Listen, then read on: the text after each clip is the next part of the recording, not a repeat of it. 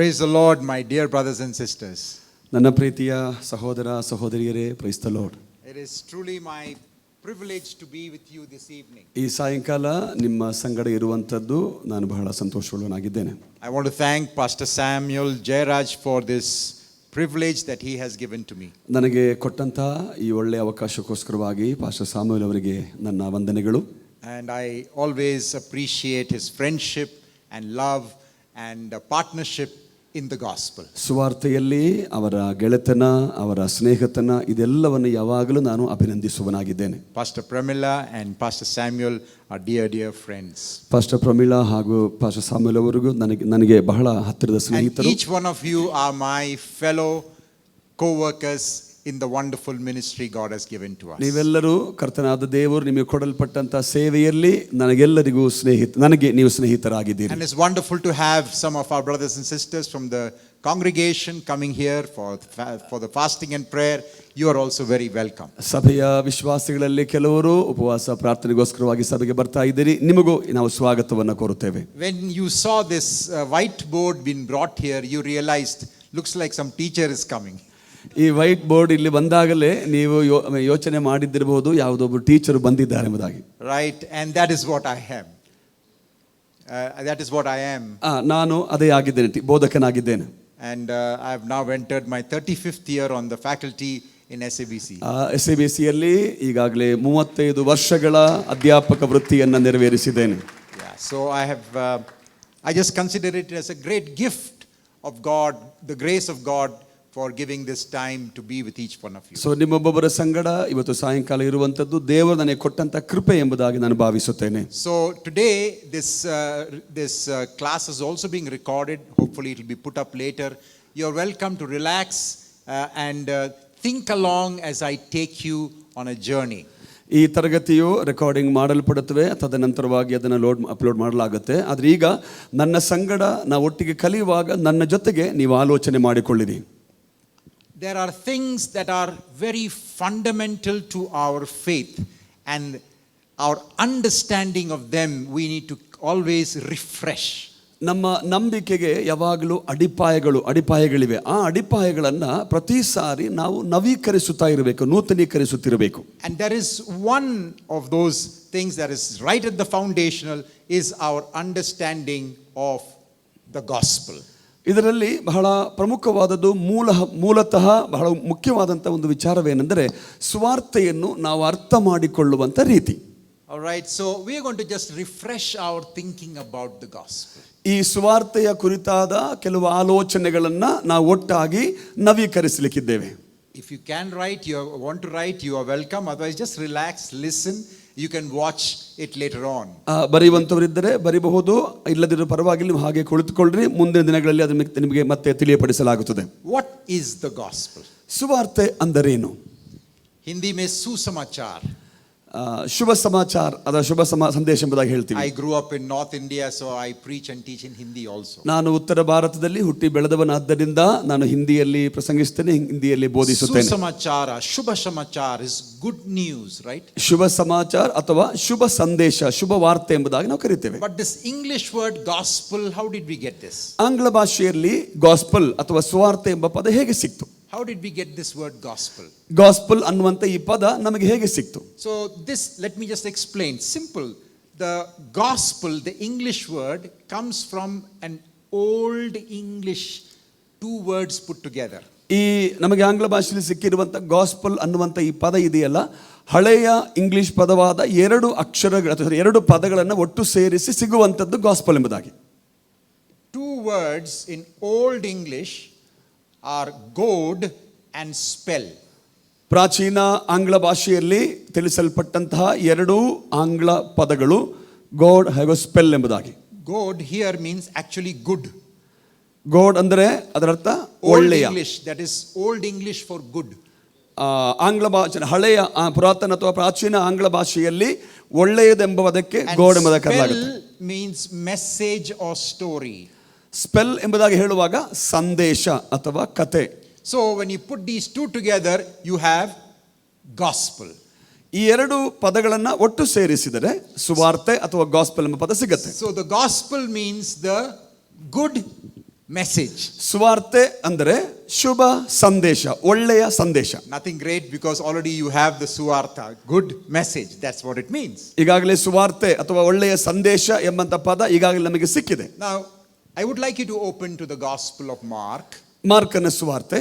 We are going to be looking specifically at the Gospel of Mark today. ಇವತ್ತು ವಿಶೇಷವಾಗಿ ನಾವು ಮಾರ್ಕನ ಸುವಾರ್ತೆಯಲ್ಲಿ ನಮ್ಮ ಗಮನವನ್ನು ಕೇಂದ್ರೀಕರಿಸುತ್ತೇವೆ. All of us know there are 4 books in the New Testament which we call the Gospels. ನಾವು ಪ್ರತಿಯೊಬ್ಬರು ನಮಗೆಲ್ಲ ಗೊತ್ತಿರುವ ಹಾಗೆ ಹೊಸ ಒಡಂಬಡಿಕೆಯಲ್ಲಿ ಸುವಾರ್ತೆ ಎಂಬುದಾಗಿ ಕರೆಯಲ್ಪಡುವಂತ 4 ಪುಸ್ತಕಗಳಿವೆ. Each of them is very different. ಈ 4 ಪುಸ್ತಕಗಳು ವಿಭಿನ್ನವಾದವುಗಳಾಗಿವೆ. And we must enjoy each of them separately. ಈ ಪ್ರತಿಯೊಂದು ಪುಸ್ತಕಗಳನ್ನ ವಿಭಿನ್ನವಾದ ರೀತಿಯಲ್ಲಿ ನಾವು ಅದನ್ನು ಓದುತ್ತಾ ಆನಂದಿಸಬೇಕು. Each of these Gospels have a special characteristic and some shape and some taste. ಈ ಪ್ರತಿಯೊಂದು ಸುವಾರ್ತೆಗೂ ವಿಭಿನ್ನವಾದ ಗುಣಲಕ್ಷಣಗಳಿವೆ, ವಿಭಿನ್ನವಾದ ಅಭಿರುಚಿಗಳಿವೆ, ವಿಭಿನ್ನವಾದ ರಚನಾಕ್ರಮ ಇದೆ. And so we must, as God has given to us separately, we must study and enjoy and eat each of these Gospels separately. ಆದ್ದರಿಂದ ಈ ಸುವಾರ್ಥ ಪುಸ್ತಕಗಳನ್ನು ದೇವರು ನಮಗೆ ಪ್ರತ್ಯೇಕವಾಗಿ ಕೊಟ್ಟಿದ್ದರಿಂದ ಪ್ರತ್ಯೇಕವಾಗಿ ಅದನ್ನು ನಾವು ಒಟ್ಟಿಗೆ ಕಲಿತು ತಿಂದು ಅದರಲ್ಲಿ ಆನಂದಿಸಬೇಕು. Today I'm going to focus especially on the Gospel of Mark. ಇವತ್ತು ಮಾರ್ಕನ ಸುವಾರ್ತೆಯನ್ನು ನಾನು ಗಮನ ಹರಿಸುತ್ತೇನೆ. Among Gospel scholars, they generally believe that among the 4 Gospels, Mark was most probably written first. ಸುವಾರ್ಥ ಪಂಡಿತರುಗಳ ಮಧ್ಯದಲ್ಲಿ ಹೆಚ್ಚು ಕಡಿಮೆ ಎಲ್ಲರಿಗಿರುವಂತಹ ಸಮಾನವಾದ ಅಭಿಪ್ರಾಯವೇನೆಂದರೆ 4 ಸುವಾರ್ಥ ಪುಸ್ತಕಗಳಲ್ಲಿ ಮೊದಲು ಬರೆಯಲ್ಪಟ್ಟ ಸುವಾರ್ಥ ಪುಸ್ತಕ ಮಾರ್ಕನ ಸುವಾರ್ತೆ. And then Matthew and Luke made use of this gospel along with other resources and put together their gospels, Matthew and Luke. ತದನಂತರವಾಗಿ ಮತ್ತಾಯನು ಹಾಗೂ ಲೂಕನು ಈ ಮಾರ್ಕನ ಸುವಾರ್ತೆಯನ್ನ ಮೂಲತಃ ಇಟ್ಟುಕೊಂಡು ವಿವಿಧ ಬೇರೆ ಕೆಲವು ಮಾಹಿತಿಗಳನ್ನು ಪಡೆದು ಅವರು ತಮ್ಮ ಪುಸ್ತಕಗಳನ್ನು ರಚಿಸಿದ್ದಾರೆ. And then the Gospel of John was written differently, separately. ಅದಾದ ಮೇಲೆ ಯೋಹಾನನ ಸುವಾರ್ತೆಯು ವಿಭಿನ್ನವಾದ ರೀತಿಯಲ್ಲಿ ಬರೆಯಲ್ಪಟ್ಟದ್ದು. And just to remind you, all the writings of the New Testament were done in the Greek language. ನಿಮ್ಮ ಅರಿವಿಗೋಸ್ಕರವಾಗಿ ಹೊಸ ಒಡಂಬಡಿಕೆಯ ಎಲ್ಲಾ ಪುಸ್ತಕಗಳು ಗ್ರೀಕ್ ಭಾಷೆಯಲ್ಲಿ ಬರೆಯಲ್ಪಟ್ಟಿವೆ. Is it Unani? In Hindi it is Unani.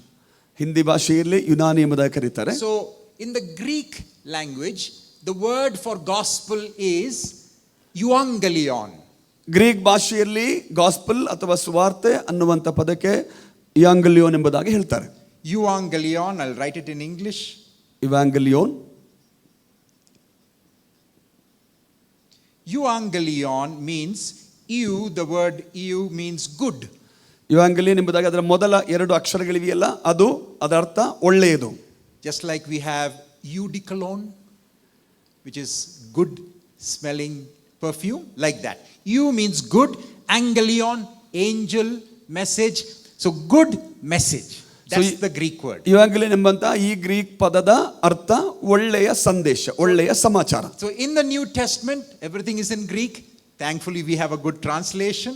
So that means the good message. ಹೊಸ ಒಡಂಬಡಿಕೆಯಲ್ಲಿ ನಾವು ಹೊಸ ಒಡಂಬಡಿಕೆಯನ್ನು ಗ್ರೀಕ್ ಭಾಷೆಯಲ್ಲಿ ಬರೆಯಲ್ಪಟ್ಟಿವೆ. ದೇವರಿಗೆ ಸ್ತೋತ್ರ, ನಮಗೆ ನಮ್ಮದೇ ಆದಂತಹ ಭಾಷೆಯಲ್ಲಿ ಸತ್ಯವೇದ ಕೊಡಲ್ಪಟ್ಟಿವೆ. And now let us look at the first verse, Mark chapter 1 verse 1. ಮಾರ್ಕನು ಬರೆದ ಸುವಾರ್ತೆ 1ನೇ ಅಧ್ಯಾಯ 1ನೇ ವಾಕ್ಯ. The beginning of the euangelion, the good news.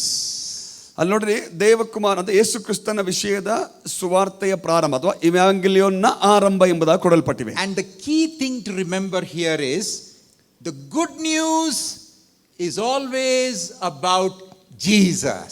ಇಲ್ಲಿ ನಾವು ತಿಳಿಯಬಹುದಾದಂತ ಒಂದು ಪ್ರಮುಖವಾದ ಸಂಗತಿ ಏನೆಂದರೆ ಶುಭ ಸಮಾಚಾರ ಅಥವಾ ಒಳ್ಳೆಯ ಸಂದೇಶ ಯಾವಾಗಲೂ ಯೇಸು ಕ್ರಿಸ್ತನ ಬಗ್ಗೆ ಇರುತ್ತೆ. The center of the gospel is always Jesus. ಸುವಾರ್ತೆಯ ಕೇಂದ್ರ ಬಿಂದು ಅಥವಾ ಸುವಾರ್ತೆಯ ಕೇಂದ್ರ ಯಾವಾಗಲೂ ಕರ್ತನಾದ ಯೇಸು ಕ್ರಿಸ್ತನೇ ಆಗಿರಬೇಕು, ಆಗಿರ್ತಾನೆ. All the 4 gospels, though written differently, but the center, the focus of each of the 4 gospels is Jesus. ಎಲ್ಲಾ 4 ಸುವಾರ್ತೆಗಳು ವಿಭಿನ್ನವಾದ ರೀತಿಯಲ್ಲಿ ಬರೆಯಲ್ಪಟ್ಟರೂ ಕೂಡ ಈ 4 ಸುವಾರ್ತೆಗಳಲ್ಲಿ ಕೇಂದ್ರ ಬಿಂದು ಯಾವುದು ಅಂತ ಕೇಳಿದ್ರೆ ಕರ್ತನಾದ ಯೇಸು ಕ್ರಿಸ್ತನಾಗಿದ್ದಾನೆ. Mark 1:1 tells you 2 things about Jesus. ಮಾರ್ಕನ ಸುವಾರ್ತೆ 1ನೇ ಅಧ್ಯಾಯ 1ನೇ ವಾಕ್ಯದಲ್ಲಿ ಯೇಸು ಕ್ರಿಸ್ತನ ಬಗ್ಗೆ 2 ವಿಷಯಗಳನ್ನು ಮಾರ್ಕನು ಹೇಳಿದ್ದಾನೆ. What is the first thing about Jesus? ಮೊದಲನೇದು About Jesus, is that the Son of God is written first in Kannada? And first yeah, Kannada, what Kannada is it? Devakumar. Okay, and Devakumar. then ದೇವಕುಮಾರನಾದ ಯೇಸು ಕ್ರಿಸ್ತನ ವಿಷಯವಾದ ಸುವಾರ್ತೆ. Kristana. Okay, so basically the word Kristana, Jesus Christ is a title. Christ is not the surname of Jesus. ಅಲ್ಲಿ ಯೇಸು ಕ್ರಿಸ್ತನು ಎಂಬುದಾಗಿ ಪದ ಕೊಡಲಾಗಿದೆ ನೋಡ್ರಿ. ಈ ಕ್ರಿಸ್ತನು ಅನ್ನುವಂಥ ಪದ ಯೇಸು ಕ್ರಿಸ್ತನ ಇನ್ನೊಂದು ಹೆಸರಲ್ಲ, ಬದಲಾಗಿ ಕ್ರಿಸ್ತನು ಅನ್ನುವಂಥದ್ದು ಯೇಸುವಿಗೆ ಕೊಡಲ್ಪಟ್ಟಂತಹ ಶಿರೋನಾಮೆ. Okay, my name is Jacob Cherian, and Cherian is the surname for me.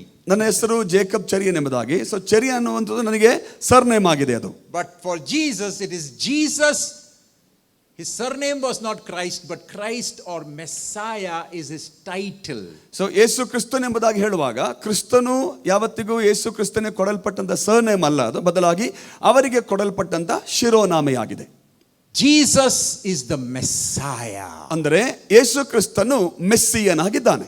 That is the translation Christ. ಕ್ರಿಸ್ತನು ಎಂಬುದಾಗಿ ಹೇಳುವಾಗ ಯೇಸು ಕ್ರಿಸ್ತನು ಮೆಸ್ಸಿಯನು. Messiah is the Hebrew word, the Greek word is Christ, Christos. ಮೆಸ್ಸಾಯ ಅನ್ನುವಂಥದ್ದು ಇಬ್ರಿಯ ಪದ, ಗ್ರೀಕ್ ಪದ ಕ್ರೈಸ್ಟ್ ಅಥವಾ ಕ್ರಿಸ್ಟೋಸ್. And the second thing Mark tells us that he is the Son of God. ಅಲ್ಲಿ ಮಾರ್ಕನು ಯೇಸು ಕ್ರಿಸ್ತನ ಬಗ್ಗೆ ಹೇಳುವಂತ ಎರಡು ಕಾರ್ಯಗಳು, ಒಂದನೇದು ಯೇಸು ಮೆಸ್ಸಿಯ ಎಂಬುದಾಗಿ, ಎರಡನೇದು ದೇವಕುಮಾರನು. So the gospel, the center of the gospel or the good news is all about Jesus. ಹಾಗಿದ್ರೆ ಸುವಾರ್ತೆಯ ಕೇಂದ್ರ ಅಥವಾ ಶುಭ ಸಮಾಚಾರ ಯಾವುದು ಅಂತ ಕೇಳಿದ್ರೆ ಕೇಂದ್ರ ಬಿಂದು ಕರ್ತನಾದ ಯೇಸು ಕ್ರಿಸ್ತನು. Jesus is the promised Messiah that the people of God were waiting for. ದೇವ ಜನರು ಎದುರು ನೋಡುತ್ತಿದ್ದಂತಹ ವಾಗ್ದಾನ ಮಾಡಲ್ಪಟ್ಟ ಮೆಸ್ಸಿಯನಾಗಿದ್ದನು ಯೇಸು ಕ್ರಿಸ್ತನು, ಅದು ಯೇಸು. And Jesus is the Son of God. ಅಷ್ಟು ಮಾತ್ರವಲ್ಲ, ಯೇಸು ಕ್ರಿಸ್ತನು ದೇವಕುಮಾರನು ಆಗಿದ್ದನು. Remember this, because when we come to the end of the Gospel of Mark, we will notice something beautiful. ಈ ಎರಡು ಪದಗಳನ್ನ ಮನಸ್ಸಲ್ಲಿಟ್ಕೊಳ್ಳ್ರಿ. ಈ ಸುವಾರ್ತೆಯ ಕೊನೆಯ ಭಾಗಕ್ಕೆ ಬರುವಾಗ ನಾವು ಇನ್ನು ಇದಕ್ಕಿಂತ ವಿಭಿನ್ನವಾದ ವಿಶೇಷವಾದ ಕಾರ್ಯವನ್ನು ನೋಡಲಿಕ್ಕಿದ್ದೇವೆ. So now the question we ask is, what is the good news? What is the gospel? ಈಗ ನಮಗೆ ಉದ್ಭವವಾಗುವಂತ ಪ್ರಶ್ನೆ, ಶುಭವಾರ್ತೆ ಯಾವುದು ಅಥವಾ ಶುಭ ಸಮಾಚಾರ ಯಾವುದು? Now, if any one of us was asked, we could give many answers. ನಿಮ್ಮಲ್ಲಿ ಯಾರಿಗಾದರೂ ಈ ಪ್ರಶ್ನೆಯನ್ನು ಕೇಳಿದರೆ ಬಹಳ ಜನ ವಿವಿಧವಾದ ಉತ್ತರಗಳನ್ನ ಕೊಡುವಿರಿ. And all those answers, I believe, will be right. ನೀವು ಕೊಡ್ಲಿಕ್ಕಿರುವಂತಹ ಉತ್ತರಗಳೆಲ್ಲವೂ ಸರಿ ಎಂಬುದಾಗಿ ನಾನು ನಂಬ್ತೇನೆ. If somebody is asked, what is the good news? ಯಾರಾದ್ರೂ ನಿಮ್ಮ ಹತ್ರ ಶುಭ ಸಮಾಚಾರ ಅಂದ್ರೆ ಏನು ಅಂತ ಕೇಳಿದ್ರೆ, some of us will say, God loves you. ಕೆಲವರು ಹೇಳ್ತೀರಾ, ದೇವರು ನಿಮ್ಮನ್ನು ಪ್ರೀತಿಸ್ತಾನೆ. Even though you are a sinner, Jesus died for you. ನೀವು ಪಾಪಿಗಳಾಗಿದ್ದರೂ ಕೂಡ ನಿಮಗಾಗಿ ಕ್ರಿಸ್ತನು ಪ್ರಾಣ ಕೊಟ್ಟಿದ್ದಾನೆ. If you believe in Jesus, he died for your sins can be forgiven. ಯೇಸು ಕ್ರಿಸ್ತನು ನಿಮ್ಮ ಪಾಪಗಳಿಗಾಗಿ ಪ್ರಾಣ ಕೊಟ್ಟನೆಂಬುದಾಗಿ ನೀವು ನಂಬುವುದಾದರೆ ನಿಮ್ಮ ಪಾಪಗಳು ಕ್ಷಮಿಸಲ್ಪಡುತ್ತವೆ. And so we can say many things about when we talk about the gospel. So ಶುಭವಾರ್ತೆ ಅಥವಾ ಸುವಾರ್ತೆ ಎಂಬುದಾಗಿ ಹೇಳುವಾಗ ಅನೇಕ ಕಾರ್ಯಗಳನ್ನು ನಮಗೆ ಹೇಳಬಹುದು. But I want you to walk with Mark today. ಆದರೆ ಇವತ್ತು ಈ ಸಾಯಂಕಾಲ ನೀವು ಮಾರ್ಕನ ಸಂಗಡ ನಡಿಬೇಕು. Our Christian life is we are never called to walk alone with Jesus. ಒಂದು ವಿಷಯ ನೀವು ಅರ್ಥ ಮಾಡಿಕೊಳ್ಳಬೇಕು, ನಾವು ಕ್ರಿಸ್ತನ ಸಂಗಡ ಒಂಟಿಯಾಗಿ ನಡೆಯುವುದಕ್ಕೆ ಕರೆಯಲ್ಪಟ್ಟವರಲ್ಲ. Now, there are times when you and I must be in God's presence alone. ಹೌದು, ಅನೇಕ ಸಂದರ್ಭಗಳಲ್ಲಿ ನಾನು ಮತ್ತು ನೀವುಗಳು ದೇವರ ಸಾನ್ನಿಧ್ಯದಲ್ಲಿ ಒಂಟಿಯಾಗಿರಬೇಕಾಗಿ ಬರ್ತವೆ. But Jesus calls us to follow him together with many others. ಆದರೆ ಯೇಸು ಕ್ರಿಸ್ತನು ನಮ್ಮನ್ನು ಕರೆಯುವಾಗ ಒಬ್ಬರೇ ಅಲ್ಲ, ಅನೇಕರ ಸಂಗಡ ಯೇಸು ಕ್ರಿಸ್ತನ ಜೊತೆ ನಡಿಬೇಕೆಂಬುದಾಗಿ ಅವರು ನಮ್ಮನ್ನು ಕರೆಯುತ್ತಾರೆ. In Mark's gospel we will read, Jesus will call two brothers, come follow me. ಮಾರ್ಕನ ಸುವಾರ್ತೆಯಲ್ಲಿ ನೋಡುತ್ತೇವೆ, ಯೇಸು ಕ್ರಿಸ್ತನು ಇಬ್ಬರು ಸಹೋದರರನ್ನ ಕರೆದು ನನ್ನನ್ನು ಹಿಂಬಾಲಿಸಿ ಎಂಬುದಾಗಿ ಹೇಳಿದರು. So he will call them to come together to ಅಲ್ಲಿ follow him. ಅವರಿಬ್ಬರು ಒಟ್ಟಿಗೆ ನನ್ನನ್ನು ಹಿಂಬಾಲಿಸಿ ಎಂಬುದಾಗಿ ಯೇಸು ಸ್ವಾಮಿ ಅವರನ್ನ ಕರೆದರು. You and I are also following the Lord together. We are walking together. ನಾನು ಮತ್ತು ನೀವುಗಳು ಒಟ್ಟಾಗಿ ಕ್ರಿಸ್ತನನ್ನ ಹಿಂಬಾಲಿಸುತ್ತಾ ಇದ್ದೇವೆ. And I want you to imagine that you are walking alongside with the gospel writer. ಆದರೆ ಈಗ ನೀವು ಸುವಾರ್ತೆಯ ಬರಹಗಾರನಾದ ಮಾರ್ಕನ ಸಂಗಡ ನೀವು ನಡೆಯುವಂತೆ ನಿಮಗೆ ಆ ಒಂದು ಇಮ್ಯಾಜಿನೇಷನ್ ಬರಬೇಕು. Let us talk to him. ನಾವು ಮಾರ್ಕನ್ನೊಂದಿಗೆ ಮಾತನಾಡೋಣ. Mark, tell us, what is this gospel? ಮಾರ್ಕನೇ, ಸುವಾರ್ತೆ ಅಂದರೆ ಏನು ನಮಗೆ ಹೇಳ್ರಿ. Mark is going to tell us. ಆಗ ಮಾರ್ಕನ್ ನಮಗೆ ಉತ್ತರಿಸುತ್ತಾನೆ. So let's go on. ಹೋಗೋಣವಾ? And so God's plan, the good news we will read about now. ಈಗ ದೇವರ ಯೋಜನೆಯಾದಂತಹ ಈ ಶುಭವಾರ್ತೆ ಅಥವಾ ಸುವಾರ್ತೆಯನ್ನು ಓದೋಣ. But the good news comes usually when things are not good. That's when the good news comes to us. ಕಾರ್ಯಗಳು ಅಥವಾ ಸಂಗತಿಗಳು ಒಳ್ಳೆಯದಲ್ಲದೆ ಇರುವಾಗ ಅಂತಹ ಸಂದರ್ಭದಲ್ಲಿ ಒಳ್ಳೆಯ ವಾರ್ತೆ, ಶುಭ ವಾರ್ತೆ ನಮಗೆ ಬರ್ತವೆ. So what is the bad news? ಹಾಗಿದ್ರೆ ಕೆಟ್ಟ ಅಶುಭ ಸಮಾಚಾರವೇನು? So when we look at the Bible, we begin with the first page of the Bible. ನಾವು ಸತ್ಯವೇದವನ್ನು ಆರಂಭಿಸುವಾಗ ಸತ್ಯವೇದದ ಮೊದಲ ಹಾಳೆಯಿಂದ ಪುಟದಿಂದ ಆರಂಭಿಸಬೇಕು. So we begin with Genesis. ಆದಿಕಾಂಡ ಪುಸ್ತಕದಿಂದ ಆರಂಭಿಸೋಣ. Genesis 1.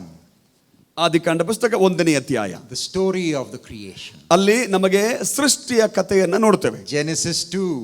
ಆದಿಕಾಂಡ 2. God creating the human beings for a purpose. ದೇವರು ಉದ್ದೇಶಕ್ಕಾಗಿ ಮನುಷ್ಯನನ್ನ ಸೃಷ್ಟಿ ಮಾಡಿದ್ದು. But then comes Genesis 3. ನಂತರ ಬರುತ್ತೆ ಆದಿಕಾಂಡ 3ನೇ ಅಧ್ಯಾಯ. And then there is a problem here. 3ನೇ ಅಧ್ಯಾಯದಲ್ಲಿ ಒಂದು ಸಮಸ್ಯೆ ಉದ್ಭವವಾಗುತ್ತದೆ. That is the story of the human race. ಆ 3ನೇ ಅಧ್ಯಾಯದಲ್ಲಿ ಮಾನವ ಕುಲದ ಚರಿತ್ರೆಯನ್ನ The ಕಾಣುತ್ತೇವೆ. human race decides, we people decide, we want to live in this world with our wisdom, not God's wisdom. ಮಾನವ ಕುಲ ಅಥವಾ ನಾವು ಒಂದು ತೀರ್ಮಾನಕ್ಕೆ ಬಂದಿದ್ದೇವೆ, ನಾವು ಈ ಲೋಕದಲ್ಲಿ ಜೀವಿಸುವಾಗ ನಮ್ಮ ಜ್ಞಾನದಿಂದ ಬದುಕುತ್ತೇವೆ ವಿನಃ ದೇವರ ಜ್ಞಾನದಿಂದ ಬದುಕುವುದಿಲ್ಲ ಎಂಬ ತೀರ್ಮಾನ. We say no, we know how to live. ಅಂದ್ರೆ We don't need God's wisdom. ನಾವು ಹೇಳ್ತೀವಿ ಈ ಲೋಕದಲ್ಲಿ ಜೀವಿಸುವುದಕ್ಕೆ ನನಗೆ ಗೊತ್ತು, ನನಗೆ ದೇವರ ಜ್ಞಾನ ಅಗತ್ಯವಿಲ್ಲ. And so we see from Genesis 4 onwards, after chapter 3, that we have fallen into sin, and after that it is all going downhill. 3ನೇ ಅಧ್ಯಾಯದ ನಂತರವಾಗಿ ಬಹಳಷ್ಟು ಸಮಸ್ಯೆಗಳು ನೋಡುತ್ತೇವೆ. ಅಲ್ಲಿಂದ ಅದು ಒಂದೊಂದು ದಿನಪ್ರತಿ ಕೆಳಗೆ ಮಾನವ ಕುಲ ಹೋಗುತ್ತಿತ್ತು. And so we see the picture of the downward spiral of the world. ಈಗ ಈ ಜಗತ್ತು ಅಥವಾ ಮನುಷ್ಯ ಕುಲವು ಕೆಳಮಟ್ಟಕ್ಕೆ ಇಳಿದು ಹೋಗುವಂತ ಚಿತ್ರಣವನ್ನ ನಮಗೆ ಈ ಅಧ್ಯಾಯಗಳಲ್ಲಿ ಕಾಣಬಹುದು. And where is the end of the story? Babel. ಈ ಕತೆ ಎಲ್ಲಿ ಹೋಗಿ ಮುಗಿಯುತ್ತೆ? ಬಾಬೇಲ್ ಕಥೆಯಲ್ಲಿ. Babel or Babylon. ಬಾಬೇಲ್ ಅಥವಾ Babylon. So this is the story of the bad news. ಇದು ಅಶುಭ ಸಮಾಚಾರ ಅಥವಾ ಕೆಟ್ಟ ವಾರ್ತೆಯ ಕಥೆಯಾಗಿದೆ. This is the situation of the world. ಜಗತ್ತಿನ ಲೋಕದ ಪರಿಸ್ಥಿತಿ ಇದು. So what is God going to do now? ಹಾಗಿದ್ರೆ ಈಗ ದೇವರು ಇದರ ಮಧ್ಯದಲ್ಲಿ ಏನ್ ಮಾಡ್ಲಿಕ್ಕಿದ್ದಾರೆ? God will begin the redemption story. ದೇವರು ತನ್ನ ವಿಮೋಚನೆಯ ಕಥೆಯನ್ನ, ವಿಮೋಚನೆಯ ಚರಿತ್ರೆಯನ್ನ ಆರಂಭಿಸಲಿಕ್ಕಿದ್ದಾನೆ. And how is God going to begin the story? ದೇವರು ತನ್ನ ವಿಮೋಚನೆಯ ಕಥೆಯನ್ನ ಹೇಗೆ ಆರಂಭಿಸುತ್ತಾನೆ? Don't forget the end of the story, chapter 11. Where is humanity? In Babylon. ಮರಿಬೇಡ್ರಿ, 11ನೇ ಅಧ್ಯಾಯಕ್ಕೆ ಬಂದಾಗ ಮಾನವ ಕುಲದ ಕೊನೆ ಎಲ್ಲಿದೆ? ಬಾಬೇಲ್ನಲ್ಲಿ ಅವರಿದ್ದಾರೆ ಈಗ. So what is God going to do? ಈ ಸಮಯದಲ್ಲಿ ದೇವರು ಏನ್ ಮಾಡ್ಲಿಕ್ಕಿದ್ದಾನೆ? From Babylon he will choose one man. ಬ್ಯಾಬಿಲೋನ್ನಿಂದ ಒಬ್ಬ ಮನುಷ್ಯನನ್ನ ದೇವರು ಆರಿಸಿಕೊಳ್ಳುತ್ತಾನೆ. Genesis 12. ಆದಿಕಾಂಡ 12ನೇ ಅಧ್ಯಾಯ. Who is he going to choose? ಯಾರನ್ನು ಆರಿಸಿಕೊಂಡನು? Abraham. ಅಬ್ರಹಾಮನನ್ನ ದೇವರು ಆರಿಸಿಕೊಂಡನು. And why does he choose Abraham? ಅಬ್ರಹಾಮನನ್ನ ದೇವರು ಯಾಕೆ ಆರಿಸಿಕೊಂಡನು? Genesis 12, 1 to 3. ಆದಿಕಾಂಡ 12ನೇ ಅಧ್ಯಾಯ 1ರಿಂದ 3 ವಾಕ್ಯಗಳು. Let us look at that. ಆ ವಾಕ್ಯ ಭಾಗವನ್ನು ನೋಡೋಣ. ಆದಿಕಾಂಡ 12. Genesis 12, 1 to 3. ಆದಿಕಾಂಡ 12, 1ರಿಂದ 3. In you and through you I will bless all the people of the world. 12ನೇ ಅಧ್ಯಾಯ 3ನೇ ವಾಕ್ಯದ ಕೊನೆ ಭಾಗದಲ್ಲಿ ನಿನ್ನ ಮೂಲಕ ನಿನ್ನಿಂದಲೇ ಭೂಲೋಕದ ಎಲ್ಲಾ ಕುಲದವರಿಗೂ ಆಶೀರ್ವಾದ ಉಂಟಾಗುವುದು. So God's plan is to bless the whole world. ದೇವರ ಯೋಜನೆ ಏನಾಗಿತ್ತಂದ್ರೆ ಇಡೀ ಜಗತ್ತನ್ನು ಎಲ್ಲರನ್ನು ಆಶೀರ್ವದಿಸುವಂತದ್ದು. So where the mess was, Babylon, from Babylon God picks up one man, Abraham. ಬ್ಯಾಬಿಲೋನ್ನಲ್ಲಿ ಗಲಿಬಿಲಿ ಇತ್ತು. ಆ ಗಲಿಬಿಲಿಯ ಮಧ್ಯದಿಂದ ಒಬ್ಬ ಮನುಷ್ಯನಾದಂತ ಅಬ್ರಹಾಮನನ್ನು ದೇವರು ಆರಿಸಿಕೊಂಡನು. We have Abraham, ಅಬ್ರಹಾಮನಿದ್ದಾನೆ, then we have Isaac, ನಂತರ ಇಸಾಕನು, then we have Jacob, ಯಾಕೋಬನು, and Jacob is also called ಯಾಕೋಬನ ಇನ್ನೊಂದು ಹೆಸರು Israel. ಇಸ್ರಾಯೇಲನು. And why did God choose them? ದೇವರು ಯಾಕೆ ಇವರನ್ನು ಆರಿಸಿಕೊಂಡನು? God chose Israel for one simple purpose. ಒಂದು ಸರಳವಾದ ಉದ್ದೇಶಕ್ಕಾಗಿ ದೇವರು ಇವರನ್ನು ಆರಿಸಿಕೊಂಡದ್ದು. Because God loves the whole world. ಯಾಕೆಂದರೆ ದೇವರು ಇಡೀ ಲೋಕವನ್ನು ಪ್ರೀತಿಸಿದ್ದಾನೆ. The John 3:16 of the Old Testament is this. ಹಳೆ ಒಡಂಬಡಿಕೆಯ ಯೋಹಾನ ಸುವಾರ್ತೆ 3ನೇ ಅಧ್ಯಾಯ 16ನೇ ವಾಕ್ಯ ಯಾವುದು ಅಂತ ಕೇಳಿದ್ರೆ ಇದೆ. We all know John 3:16. God so loved the world that he gave his only begotten son. ಹೊಸ ಒಡಂಬಡಿಕೆ ಯೋಹಾನ ಸುವಾರ್ತೆ 3ನೇ ಅಧ್ಯಾಯ 16ನೇ ವಾಕ್ಯ ನಮಗೆಲ್ಲರಿಗೂ ಗೊತ್ತು. ದೇವರು ಲೋಕವನ್ನು ಪ್ರೀತಿ ಮಾಡಿ ತನ್ನ ಒಬ್ಬನ But ಮಗನನ್ನು the John ಕಳುಹಿಸಿಕೊಟ್ಟನು. 3:16 of the Old Testament is God so loved the world that he chose Abraham. ಹಳೆ ಒಡಂಬಡಿಕೆಯ ಯೋಹಾನ ಸುವಾರ್ತೆ 3ನೇ ಅಧ್ಯಾಯ 16ನೇ ವಾಕ್ಯ ಯಾವುದು ಅಂತ ಕೇಳಿದರೆ ದೇವರು ಇಡೀ ಲೋಕವನ್ನ ಪ್ರೀತಿಸಿ ತನ್ನ ಮಗನಾದ ತನಗೋಸ್ಕರವಾಗಿ ಅಬ್ರಹಾಮನನ್ನು ದೇವರು ಆರಿಸಿಕೊಂಡನು. God so loved the world that he chose Israel. ದೇವರು ಇಡೀ ಲೋಕವನ್ನ ಪ್ರೀತಿಸಿ ತನ್ನ ದಾಸನಾದಂತಹ ಇಸ್ರೇಲನ್ನು ಆರಿಸಿಕೊಂಡನು. So let's look at Exodus chapter 19 verses 5 to 6. ವಿಮೋಚನ ಕಾಂಡ 19ನೇ ಅಧ್ಯಾಯ 5ರಿಂದ 6 ವಾಕ್ಯಗಳು. We all know the story about Israel, Jacob. Then Jacob goes into Egypt. ಯಾಕೋಬನ ಅಥವಾ ಇಸ್ರಾಯೇಲ್ನ ಕತೆ ನಮಗೆಲ್ಲರಿಗೂ ಗೊತ್ತು. ಅವರು ಐಗುಪ್ತ ದೇಶಕ್ಕೆ ಹೋದದ್ದು. And then they are there for a few hundred years. ಕೆಲವು ವರ್ಷಗಳು ಐಗುಪ್ತದಲ್ಲಿ ಅವರು ಇದ್ದರು. And then they come out from Egypt in the book of Exodus under the leadership of Moses. ಅದಾದ ಮೇಲೆ ಐಗುಪ್ತ ದೇಶದಿಂದ ಮೋಶೆಯ ನಾಯಕತ್ವದಲ್ಲಿ ಇಸ್ರಾಯೇಲ್ ಜನರು ಹೊರಬಂದರು. God is going to give them his covenant stipulations, regulations. ದೇವರು ಅವರಿಗೆ ತನ್ನ ಒಡಂಬಡಿಕೆಯ ನಿಯಮಗಳನ್ನ ಕಾನೂನುಗಳನ್ನ ದಯಪಾಲಿಸಿದನು. But then he tells them, this is the purpose for which I have saved you. ನಂತರ ದೇವರು ಆ ಜನರಿಗೆ ನಾನು ಯಾಕೆ ನಿಮ್ಮನ್ನು ಆರಿಸಿಕೊಂಡಿದ್ದೇನೆ ಎಂಬ ಉದ್ದೇಶವನ್ನು Can ಹೇಳಿದ್ದಾನೆ. we read that Exodus 19:5 to 6? ವಿಮೋಚನ ಕಾಂಡ 19ನೇ ಅಧ್ಯಾಯ 5-6 ವಾಕ್ಯಗಳು. ಹೀಗಿರಲಾಗಿ ನೀವು ನನ್ನ ಮಾತನ್ನು ಶ್ರದ್ಧೆಯಿಂದ ಕೇಳಿ ನಾನು ಮಾಡುವ ನಿಬಂಧನೆಯನ್ನು ಅನುಸರಿಸಿ ನಡೆದರೆ ನೀವು ಎಲ್ಲಾ ಜನಾಂಗಗಳಲ್ಲಿ ನನಗೆ ಸ್ವಕೀಯ ಜನರಾಗುವಿರಿ. ಸಮಸ್ತ ಭೂಮಿಯು ನನ್ನದಷ್ಟೇ. ನೀವು ನನಗೆ ಯಾಜಕ ರಾಜ್ಯವೂ ಪರಿಶುದ್ಧ ಜನವೂ ಆಗಿರುವಿರಿ. ಇವೇ ನೀನು ಇಸ್ರಾಯೇಲರಿಗೆ ಹೇಳಬೇಕಾದ ಮಾತುಗಳು ಎಂದನು. What is the purpose of Israel? ಇಸ್ರಾಯೇಲರ ಉದ್ದೇಶವೇನು? A kingdom of priests. ಅಲ್ಲಿ ನೋಡ್ತೇವೆ ಯಾಜಕ ರಾಜ್ಯ. Now, what is the job of a priest? ಹಾಗಿದ್ರೆ ಒಬ್ಬ ಯಾಜಕನ ಕೆಲಸವೇನು? A priest is supposed to be the mediator between God and people. ಒಬ್ಬ ಯಾಜಕನು ದೇವರಿಗೂ ಮನುಷ್ಯರಿಗೂ ಮಧ್ಯೆ ಇರುವಾತನಾಗಿದ್ದಾನೆ. So Israel ಹಾಗಿದ್ರೆ ಇಸ್ರಾಯೇಲ್ ಅಂದ್ರೆ was to be all of Israel, not just the Levites. The whole nation was to be together like a priest to the rest of the world. ಲೇವಿಯರು ಮಾತ್ರವಲ್ಲ, ಇಡೀ ಇಸ್ರಾಯೇಲ್ ಕುಲ, ಇಸ್ರಾಯೇಲ್ ಜನಾಂಗವೇ ಜಗತ್ತಿಗೆ ಅವರು ದೇವರ ಯಾಜಕರಾಗಿದ್ದರು. So that is God's plan, ಅದು ದೇವರ ಯೋಜನೆಯಾಗಿತ್ತು.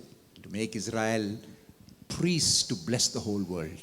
ಇಡೀ ಜಗತ್ತನ್ನು ಆಶೀರ್ವದಿಸುವುದಕ್ಕಾಗಿ ಇಸ್ರಾಯೇಲ್ಯರನ್ನು ಯಾಜಕ ವರ್ಗವನ್ನಾಗಿ ಮಾಡುವುದು ದೇವರ ಯೋಜನೆಯಾಗಿತ್ತು. But we know the story. ಕತೆ ನಮಗೆಲ್ಲರಿಗೂ ಗೊತ್ತು. What happened to Israel? ಇಸ್ರಾಯೇಲ್ಯರಿಗೆ ಏನಾಯ್ತು? After they came out, they were in the wilderness 40 years wandering. ಐಗುಪ್ತದಿಂದ ಹೊರ ಬಂದ ಮೇಲೆ 40 ವರ್ಷಗಳು ಮರುಭೂಮಿಯಲ್ಲಿ ಅಲೆದಾಡಿದರು. Finally they entered into the promised land. ಕೊನೆಗೆ ಅವರು ವಾಗ್ದಾನ ದೇಶಕ್ಕೆ ಪ್ರವೇಶ ಮಾಡಿದರು. Even the great Moses made some terrible mistakes. ದೊಡ್ಡ ಶ್ರೇಷ್ಠನಾದಂತಹ ಮೋಶೆಯು ಕೂಡ ಭಯಾನಕವಾದ ತಪ್ಪುಗಳನ್ನು And ಎಸಗಿದ್ದ. under Joshua they entered the promised land. ಯೋಶುವನ ನಾಯಕತ್ವದಲ್ಲಿ ಇಸ್ರಾಯೇಲ್ ಜನರು ಕನಾನ್ ದೇಶವನ್ನು ಪ್ರವೇಶ ಮಾಡಿದರು. They had a lot of fights and all that to take over some part of the land. ಆ ಕನಾನ್ ದೇಶದ ಭಾಗಗಳನ್ನ ಸ್ವಾಧೀನ ಮಾಡಿಕೊಳ್ಳುವುದಕ್ಕೆ ಯುದ್ಧ ನಡೀಬೇಕಾಗಿತ್ತು. Then they go through a period that is called the time time of the judges. ತದನಂತರವಾಗಿ ನ್ಯಾಯಾಧಿಪತಿಗಳ ಕಾಲದ ಮೂಲಕ ಇವರು ಹಾದು ಹೋಗಬೇಕಾಗಿ ಬಂತು. And the last judge was ಹಳೆ ಒಡಂಬಡಿಕೆಯ ಕೊನೆಯ ನ್ಯಾಯಾಧಿಪತಿ ನ್ಯಾಯಸ್ಥಾಪಕ ಯಾರು? Samuel. ಸಮುವೇಲನು. And in the time of Samuel, ಸಮುವೇಲನ ಕಾಲದಲ್ಲಿ people said, we want to be like everybody else. Can you give us a king? ಜನರು ಹೇಳಿದರು, ನಮಗೂ ಎಲ್ಲರ ಹಾಗೆ ಇರಬೇಕಂತ ಆಸೆ ಇದೆ, ಅವರ ಹಾಗೆ ನಮಗೊಬ್ಬ ರಾಜನ್ನ ಕೊಡ್ರಿ. Samuel was very upset. ಸಾಮುವೇಲನು ಈ ವಿಷಯದಲ್ಲಿ ಬಹಳ ದುಃಖಿತನಾದ. And God said, "Arey fellow, why are you upset? They did not reject you, they have rejected me." ತಕ್ಷಣ ಸಮುವೇಲನಿಗೆ ದೇವರು ಹೇಳ್ತಾನೆ, ನೀನ್ ಯಾಕೆಪ್ಪ ಯೋಚನೆ ಮಾಡ್ತೀಯ, ಅವರು ನಿನ್ನನ್ನಲ್ಲ ನನ್ನನ್ನು ತಿರಸ್ಕಾರ ಮಾಡಿದ್ದಾರೆ. It's okay, give them a king. ಪರವಾಗಿಲ್ಲ, ಅವರಿಗೊಬ್ಬ ಅರಸನ್ನ ಕೊಡು. You know, sometimes what God allows is not part of God's perfect will. ಕೆಲವು ಸಂದರ್ಭಗಳಲ್ಲಿ ದೇವರು ಕೆಲವನ್ನ ಅನುಮತಿಸುವಂತದ್ದು ಆತನ ಪರಿಪೂರ್ಣ ಚಿತ್ತದ ಅಡಿಪಾಯದಲ್ಲ. So when you're reading the writings of the Old Testament, don't just say something is there in the Old Testament, therefore we have to follow it. ಅದರಿಂದ ಹಳೆ ಒಡಂಬಡಿಕೆಯಲ್ಲಿ ವಿಷಯಗಳು ಬರೆಯಲ್ಪಟ್ಟಿವೆ, ಅದು ಬರೆಯಲ್ಪಟ್ಟದ್ದು, ಅವೆಲ್ಲವನ್ನ ನಾವು ಹಿಂಬಾಲಿಸಬೇಕೆಂಬುದಾಗಿ ನೀವು ಯೋಚನೆ ಮಾಡಬಾರದು. God allows, tolerates certain things that is not part of God's perfect will. ಗಮನಿಸಬೇಕು, ಕೆಲವನ್ನ ದೇವರು ಅನುಮತಿಸುತ್ತಾನೆ, Anyway, ದೇವರು ಬಿಟ್ಬಿಡ್ತಾರೆ, ಅದು ದೇವರ ಪರಿಪೂರ್ಣ ಚಿತ್ತದ ಅಡಿಯಲ್ಲ. So then we know the first king. Who was the first king? ಮುಂದೆ ಇಸ್ರಾಯೇಲರ ಮೊದಲ ಅರಸನು ಯಾರು? Saul. ಸೌಲನು. And after Saul, who was the next king? ಸೌಲ ಆದ್ಮೇಲೆ ಮುಂದಿನ ಅರಸ ಯಾರು? David. ದಾವೀದನು. Now let me just give you a little bit of the timeline. This is about 1000. David's rule is about 1000 BC. ದಾವೀದನ ಆಳ್ವಿಕೆ ಸುಮಾರು ಕ್ರಿಸ್ತಪೂರ್ವ 1000 BCಯಲ್ಲಿ, ಕ್ರಿಸ್ತಪೂರ್ವ 1000ದಲ್ಲಿ. So David is about 3000. So we are 2000 AD and then 1000 years before that. About 3000 years ago is the time of David. Just to ನಾವೀಗ give you an idea.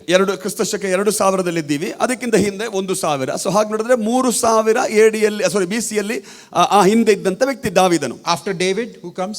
ದಾವೀದನ ಆದ್ಮೇಲೆ Solomon. ಸೊಲೊಮೋನನು. What happened after Solomon? Solomon ನಂತರವಾಗಿ ಏನಾಯ್ತು? Unfortunately, Solomon was not very wise. ದುರದೃಷ್ಟಕರವಾಗಿ ಸೊಲೊಮೋನನು ಅಷ್ಟು ಜ್ಞಾನಿಯಾಗಿರಲಿಲ್ಲ. Because of his foolishness, the kingdom was divided. ಸೊಲೊಮೋನನ ಹುಚ್ಚುತನದ ನಿಮಿತ್ತವಾಗಿ ರಾಜ್ಯ ಇಬ್ಬಾಗವಾಯಿತು. One part of the kingdom was called Israel.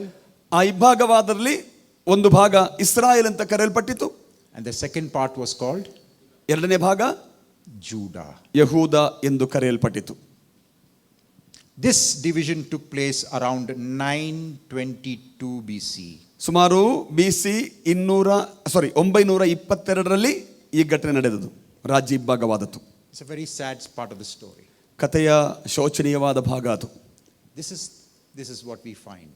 ನಾವು ಆ ಕಥೆಯನ್ನ ಇದರಲ್ಲಿ ಕಾಣುತ್ತೇವೆ. And then the 10 tribes of Israel, they continue for some more time. ತದನಂತರವಾಗಿ ಇಸ್ರಾಯೇಲಿನ 10 ಕುಲಗಳು ಇನ್ನೂ ಕೆಲವು ವರ್ಷಗಳು ಹಾಗೆ ಮುಂದುವರಿದರು. Different kind of kings would come and go, and ವಿವಿಧ ಅರಸರುಗಳು ಬಂದರು, ಅವರು ಹೋಗ್ತಿದ್ದರು, ಮತ್ತೆ ಬರುತ್ತಿದ್ದರು.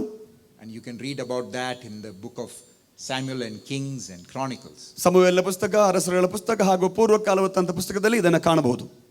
Israel survived for 200 years. ಹೀಗೆ ಇಸ್ರಾಯೇಲ್ಯರು 200 ವರ್ಷಗಳು ಅವರು ನೆಲೆಗೊಂಡಿದ್ದರು, ಭೂಮಿಯಲ್ಲಿದ್ದರು. But in 722, ಆದರೆ 722ರಲ್ಲಿ you can see division 922. Remember BC, the numbers reduce. Okay? ಕ್ರಿಸ್ತಪೂರ್ವ ಎಂಬುದು ಹೇಳುವಾಗ ಸಂಖ್ಯೆ ಯಾವತ್ತೂ ಕೆಳಕ್ಕೆ ಇಳಿಯುತ್ತದೆ. ಕ್ರಿಸ್ತಪೂರ್ವ ಅಂದ್ರೆ 722 BC. 722 ಕ್ರಿಸ್ತಪೂರ್ವ 722 Israel was destroyed. ಇಸ್ರಾಯೇಲರು ನಾಶ ಮಾಡಲ್ಪಟ್ಟರು. By whom? ಇಸ್ರಾಯೇಲನ ನಾಶ ಮಾಡಿದವರು ಯಾರು? Which kingdom? ಯಾವ ಸಾಮ್ರಾಜ್ಯ? Assyrian kingdom. ಅಸ್ಸೀರಿಯ ಸಾಮ್ರಾಜ್ಯ. Assyria comes and destroys the northern kingdom. ಅಸ್ಸೀರಿಯರು ಬಂದು ಉತ್ತರ ರಾಜ್ಯವಾದಂತ ಇಸ್ರಾಯೇಲನ ಅವರು ನಾಶ ಮಾಡಿದರು. Judah continues for some more time. ಅದಾದ ಮೇಲೆ ಯಹೂದವು ಮತ್ತೆ ಮುಂದುವರಿಯಿತು Till 587. 586ರವರೆಗೂ, ಕ್ರಿಸ್ತಪೂರ್ವ 586ರವರೆಗೂ. Another 150 years Judah continues. ಇಸ್ರಾಯೇಲರ ನಂತರವಾಗಿ ಮತ್ತೆ 150 ವರ್ಷಗಳು ಯಹೂದ್ಯರು ಹಾಗೆ ಮುಂದುವರೆದರು. But then in 587, even Judah is taken up by another kingdom now. ಕ್ರಿಸ್ತಪೂರ್ವ 587ರಲ್ಲಿ ಇನ್ನೊಂದು ಸಾಮ್ರಾಜ್ಯವು ಬಂದು ಯಹೂದ್ಯರನ್ನ ಸೆರೆ ಒಯ್ಯಿತು. Which kingdom was ಯಾವ ಸಾಮ್ರಾಜ್ಯ? Babylon. ಬ್ಯಾಬಿಲೋನ್ ಸಾಮ್ರಾಜ್ಯ.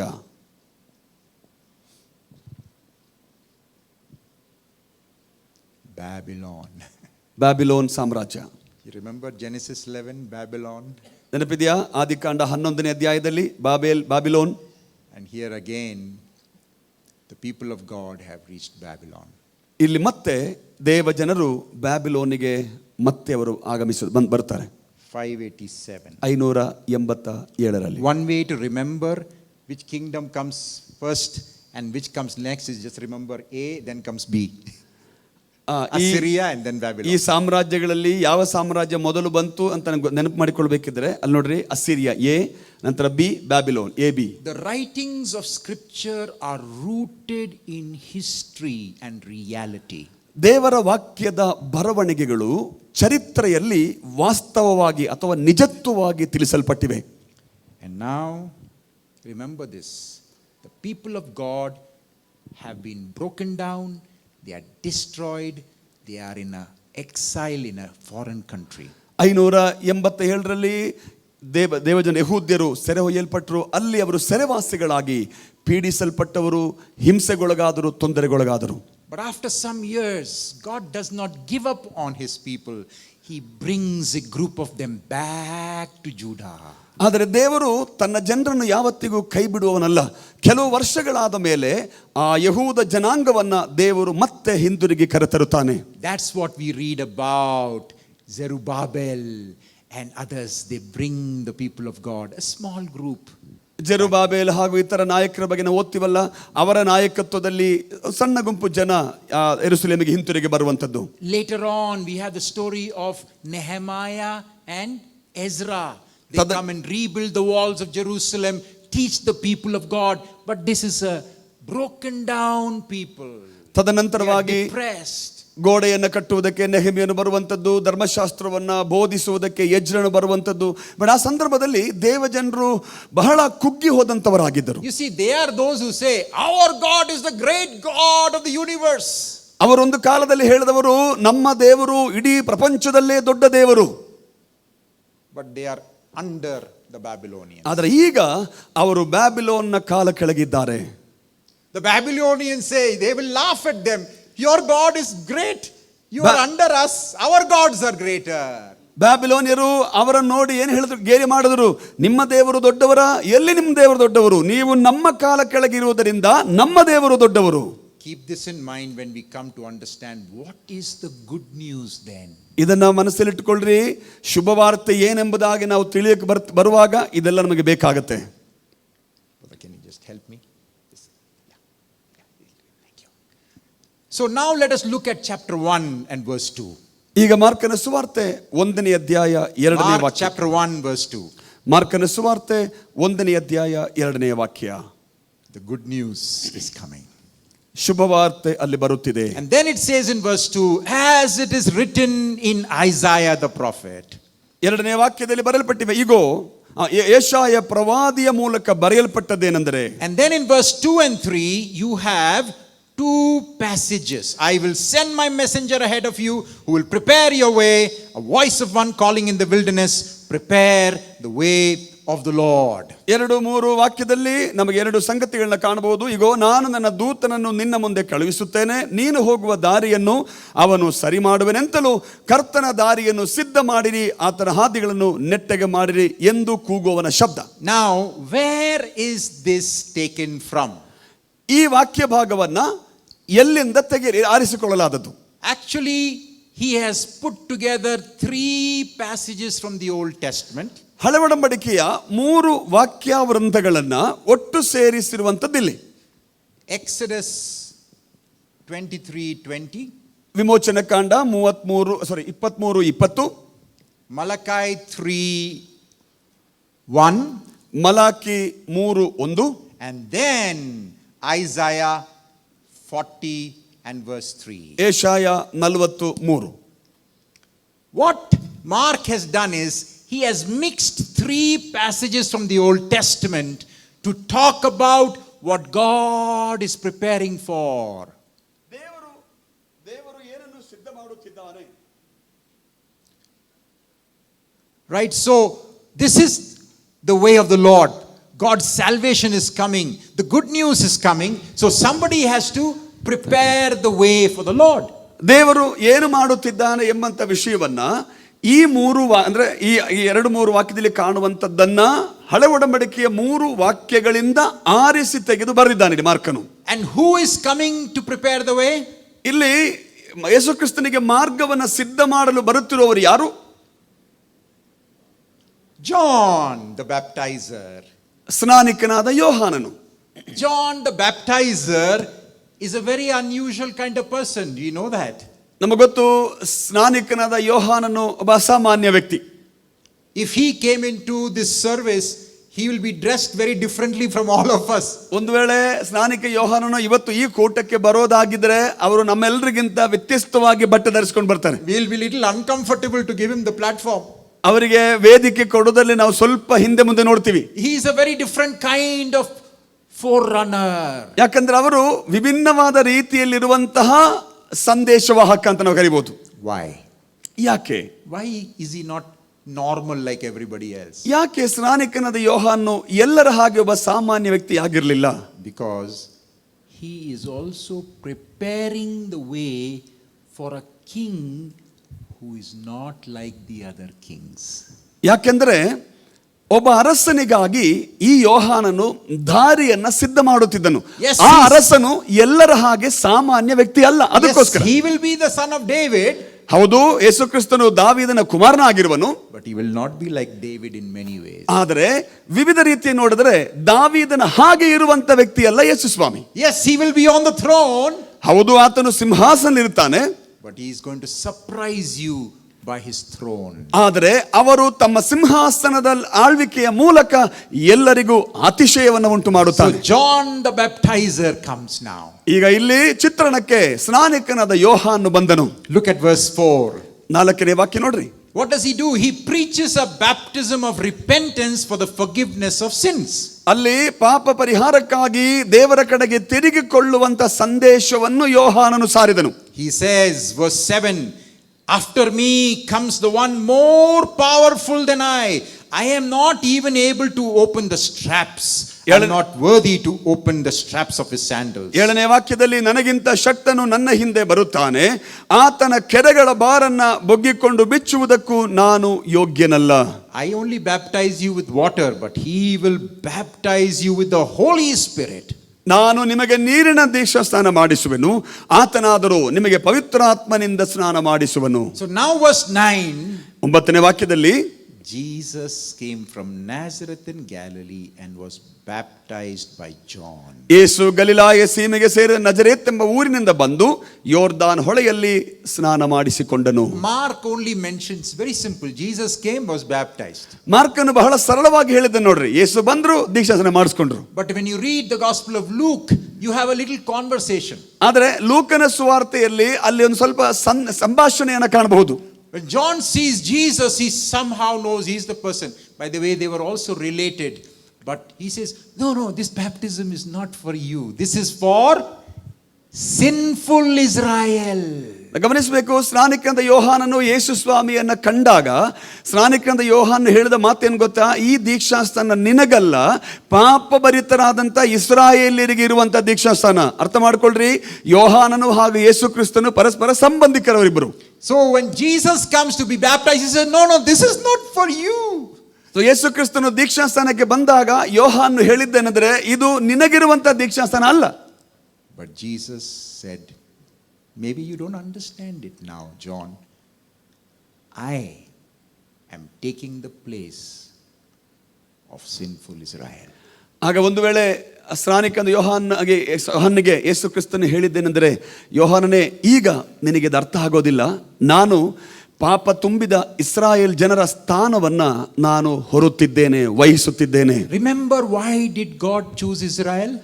ಯೋಚನೆ ನೆನಪಿದೆಯಾ ಯಾಕೆ ದೇವರು ಇಸ್ರಾಯೇಲ್ ಜನರನ್ನು ಆರಿಸಿಕೊಂಡದ್ದು? To bless the whole ಇಡೀ ಲೋಕವನ್ನು ಆಶೀರ್ವದಿಸುವುದಕ್ಕಾಗಿ. And Israel failed. ಇಸ್ರಾಯೇಲರು ಸೋತು ಹೋದರು. But God is not ever giving up on saving us. ಆದರೆ ರಕ್ಷಿಸುವಂತ ಕಾರ್ಯದಲ್ಲಿ ದೇವರು ಯಾವತ್ತಿಗೂ ಆ ಕಾರ್ಯವನ್ನು ಕೈ ಬಿಡಲೇ ಇಲ್ಲ. And so comes God himself in human form, and Jesus takes the place of Israel. ಹೀಗೆ ದೇವರು ಮನುಷ್ಯ ರೂಪದಲ್ಲಿ ಭೂಮಿಗೆ ಬಂದರು. ಯೇಸು ಕ್ರಿಸ್ತನು ಇಸ್ರಾಯೇಲ್ಯರ ಸ್ಥಾನವನ್ನ ತಾನು ವಹಿಸಿಕೊಂಡನು, ಹೊಂದಿಕೊಂಡನು. Now this may be new for some of you, but I want you to get this. This is the way to understand the salvation of God continuing from the Old Testament, fulfilled in Jesus. ಒಂದು ವೇಳೆ ನಿಮಗೆ ಇದು ಹೊಸದಾಗಿ ಅನಿಸಬಹುದು, ಆದರೂ ಅರ್ಥ ಮಾಡಿಕೊಳ್ಳ್ರಿ. ಹಳೆ ಒಡಂಬಡಿಕೆಯಿಂದ ಉಂಟಾದಂತಹ ಯೇಸು ದೇವರ ರಕ್ಷಣೆಯ ಕಾರ್ಯ ಯೇಸು ಕ್ರಿಸ್ತನಲ್ಲಿ ನೆರವೇರಿತು. So always the story of God from Israel continues into Jesus. Jesus is the climax of the story of Israel. Yesu Krista ಇಸ್ರಾಯೇಲ್ಯರ ಈ ಘಟನೆ, ಈ ಕಥೆ ಇದೆಯಲ್ಲ, ಅದು ಮುಂದುವರಿಯುತ್ತಾ ಬಂದು ಯೇಸು ಕ್ರಿಸ್ತನಲ್ಲಿ ಅದು ನೆರವೇರಿತು. ಅದು ಇನ್ನೊಂದು ಮಾತ್ರ ಹೇಳಬೇಕಿದ್ರೆ, ಇಸ್ರಾಯೇಲ್ಯರ ಕಥೆಯ ತುದಿ ಎನ್ನುವಂಥದ್ದು ಯೇಸು ಕ್ರಿಸ್ತನಾಗಿದ್ದಾನೆ. Each of the gospel writers will tell it differently. ಈ ಸುವಾರ್ತೆಯ ಬರಹಗಾರರು ವಿಭಿನ್ನವಾದ ರೀತಿಯಲ್ಲಿ ಇದನ್ನು ಹೇಳ್ತಾರೆ. For example, Matthew's gospel, how does he begin? With a genealogy of Jesus, the son of David, son of Abraham. ಉದಾಹರಣೆಗೆ ಮತ್ತಾಯನು ಯೇಸು ಕ್ರಿಸ್ತನ ವಂಶಾವಳಿಯನ್ನು ಹೇಗೆ ಹೇಳ್ತಿದ್ದಾರೆ? ಅಬ್ರಹಾಮನ ಮಗನು, ನಂತರ ದಾವೀದನ ಕುಮಾರನೆಂಬುದಾಗಿ ಹೇಳಿದ್ದಾನೆ. John, he will put things differently. In the beginning was the word, and the word was with God, and the word was God. ಯೋಹಾನನು ಇದಕ್ಕಿಂತ ವಿಭಿನ್ನವಾಗಿ ಹೇಳಿದ್ದಾನೆ. ಆದಿಯಲ್ಲಿ ವಾಕ್ಯವಿತ್ತು, ವಾಕ್ಯವು ದೇವರಾಗಿತ್ತು, ವಾಕ್ಯವು ದೇವರ ಬಳಿಯಲ್ಲಿತ್ತು. Each of the gospel writers basically are saying that same story of God is now finally coming to the conclusion. ಅಂದ್ರೆ ಸುವಾರ್ತೆಯ ಬರಹಗಾರೆಲ್ಲರೂ ಹೇಳಿದ್ದೇನೆಂದರೆ, ಕಡೆಯದಾಗಿ ಈ ಕಥೆಯು ಯೇಸು ಕ್ರಿಸ್ತನಲ್ಲಿ ನೆರವೇರುತ್ತದೆ. That's why in John 15 verse 1 Jesus says, I am the true vine. ಅದಕ್ಕೆ ಯೋಹಾನ ಸುವಾರ್ತೆ 15ನೇ ಅಧ್ಯಾಯ 1ನೇ ವಾಕ್ಯದಲ್ಲಿ ಯೇಸು ಸ್ವಾಮಿ ಹೇಳಿದ್ದು, ನಾನೇ ದ್ರಾಕ್ಷಾ ಬಳ್ಳಿ. Why? ಯಾಕೆ? Because the vine is a symbol of Israel. ದ್ರಾಕ್ಷಾ ಬಳ್ಳಿ ಅನ್ನುವಂಥದ್ದು ಇಸ್ರಾಯೇಲರಿಗೆ ಸೂಚನೆಯಾಗಿದೆ. Psalm 80 verse 8 to 15 talks about you brought a vine out of Egypt. 80ನೇ ಕೀರ್ತನೆ 8ರಿಂದ 15 ವಾಕ್ಯ ನೀವು ಓದಿ ನೋಡಿದ್ರೆ ಬರೆಯಲ್ಪಟ್ಟಿವೆ, ಐಗುಪ್ತ ದೇಶದಿಂದ ನೀನು ದ್ರಾಕ್ಷಾಲತೆಯನ್ನು ತಂದಿ. Isaiah 5 says the vineyard of the Lord is the household of Israel. ಯೆಶಾಯ 5ನೇ ಅಧ್ಯಾಯದಲ್ಲಿ ಹೇಳುತ್ತದೆ, ಇಸ್ರಾಯೇಲ್ ಜನರು ದ್ರಾಕ್ಷಾ ತೋಟದಂತಿದ್ದರೆಂಬುದಾಗಿ. So the vine represents Israel. ಹಾಗಿದ್ರೆ ದ್ರಾಕ್ಷಾ ಲತೆ ಅಥವಾ ದ್ರಾಕ್ಷಾ ಬಳ್ಳಿ ಅನ್ನುವಂಥದ್ದು ಇಸ್ರಾಯೇಲರಿಗೆ ಸೂಚನೆ. And Jesus is saying, I am the true Israel. ಯೇಸು ಕ್ರಿಸ್ತನು ಹೇಳಿದ್ದೇನು ಗೊತ್ತಾ? ನಾನೇ ನಿಜವಾದ Israel. So Jesus takes this water baptism not for his sins but for the sins of Israel. ಹಾಗಿದ್ರೆ ಯೇಸು ಕ್ರಿಸ್ತನು ದೀಕ್ಷಾಸ್ನಾನ ಮಾಡಿಸಿಕೊಂಡದ್ದು ತನ್ನ ಪಾಪಕ್ಕೋಸ್ಕರ ಅಲ್ಲ, ಬದಲಾಗಿ ಇಸ್ರಾಯೇಲ್ ಜನರ ಪಾಪಕ್ಕೋಸ್ಕರವಾಗಿ. Please remember, when we take baptism today, we are not doing that baptism, John the Baptist or baptizer's baptism. We are being baptized into Jesus. ನಾವು ದೀಕ್ಷಾಸ್ನಾನ ಮಾಡಿಸಿಕೊಳ್ಳುವಾಗ ಸ್ನಾನಿಕನಾದ ಯೋಹಾನು ಮಾಡಿದ ದೀಕ್ಷಾಸ್ನಾನವಲ್ಲ, ಬದಲಾಗಿ ನಾವು ದೀಕ್ಷಾಸ್ನಾನ ಮಾಡಿಸಿಕೊಳ್ಳುವಾಗ ಕ್ರಿಸ್ತನಿಗೆ ಅಥವಾ ಕ್ರಿಸ್ತನೊಂದಿಗೆ ನಾವು ದೀಕ್ಷಾಸ್ನಾನ ಮಾಡಿಸಿಕೊಳ್ಳುತ್ತೇವೆ. We identify in the death of Jesus and we rise up along with his resurrection. ಅಂದರೆ ದೀಕ್ಷಾಸ್ನಾನದ ಮೂಲಕ ಯೇಸು ಕ್ರಿಸ್ತನ ಮರಣದಲ್ಲಿ ಪಾಲುಗಾರರಾಗಿ ಯೇಸು ಕ್ರಿಸ್ತನ ಪುನರುತ್ಥಾನದೊಂದಿಗೆ ನಾವು ಎದ್ದೇಳ್ತೇವೆ. So that we also now are baptized into Jesus, the Israel of God. ಆದ್ದರಿಂದ ನಾವು ಕೂಡ ದೇವರ ಇಸ್ರಾಯೇಲ್ ಆದ ಯೇಸು ಕ್ರಿಸ್ತನಿಗೆ ಅಥವಾ ಯೇಸು ಕ್ರಿಸ್ತನಲ್ಲಿ ಸೇರುವುದಕ್ಕೆ ನಾವು ದೀಕ್ಷಾಸ್ನಾನ ಮಾಡಿಸಿಕೊಂಡಿದ್ದೇವೆ. And now quickly, I'm looking at the time. Chapter 1 verse 11, when he comes out of the water, what happens? 1ನೇ ಅಧ್ಯಾಯ 11ನೇ ವಾಕ್ಯದಲ್ಲಿ ನೋಡ್ರಿ, ದೀಕ್ಷಾಸ್ನಾನ ಮುಗಿಸಿ ಆತನು ಎದ್ದು ಬಂದಾಗ ಏನಾಯಿತು? 11ನೇ ವಾಕ್ಯದಲ್ಲಿ God comes down there.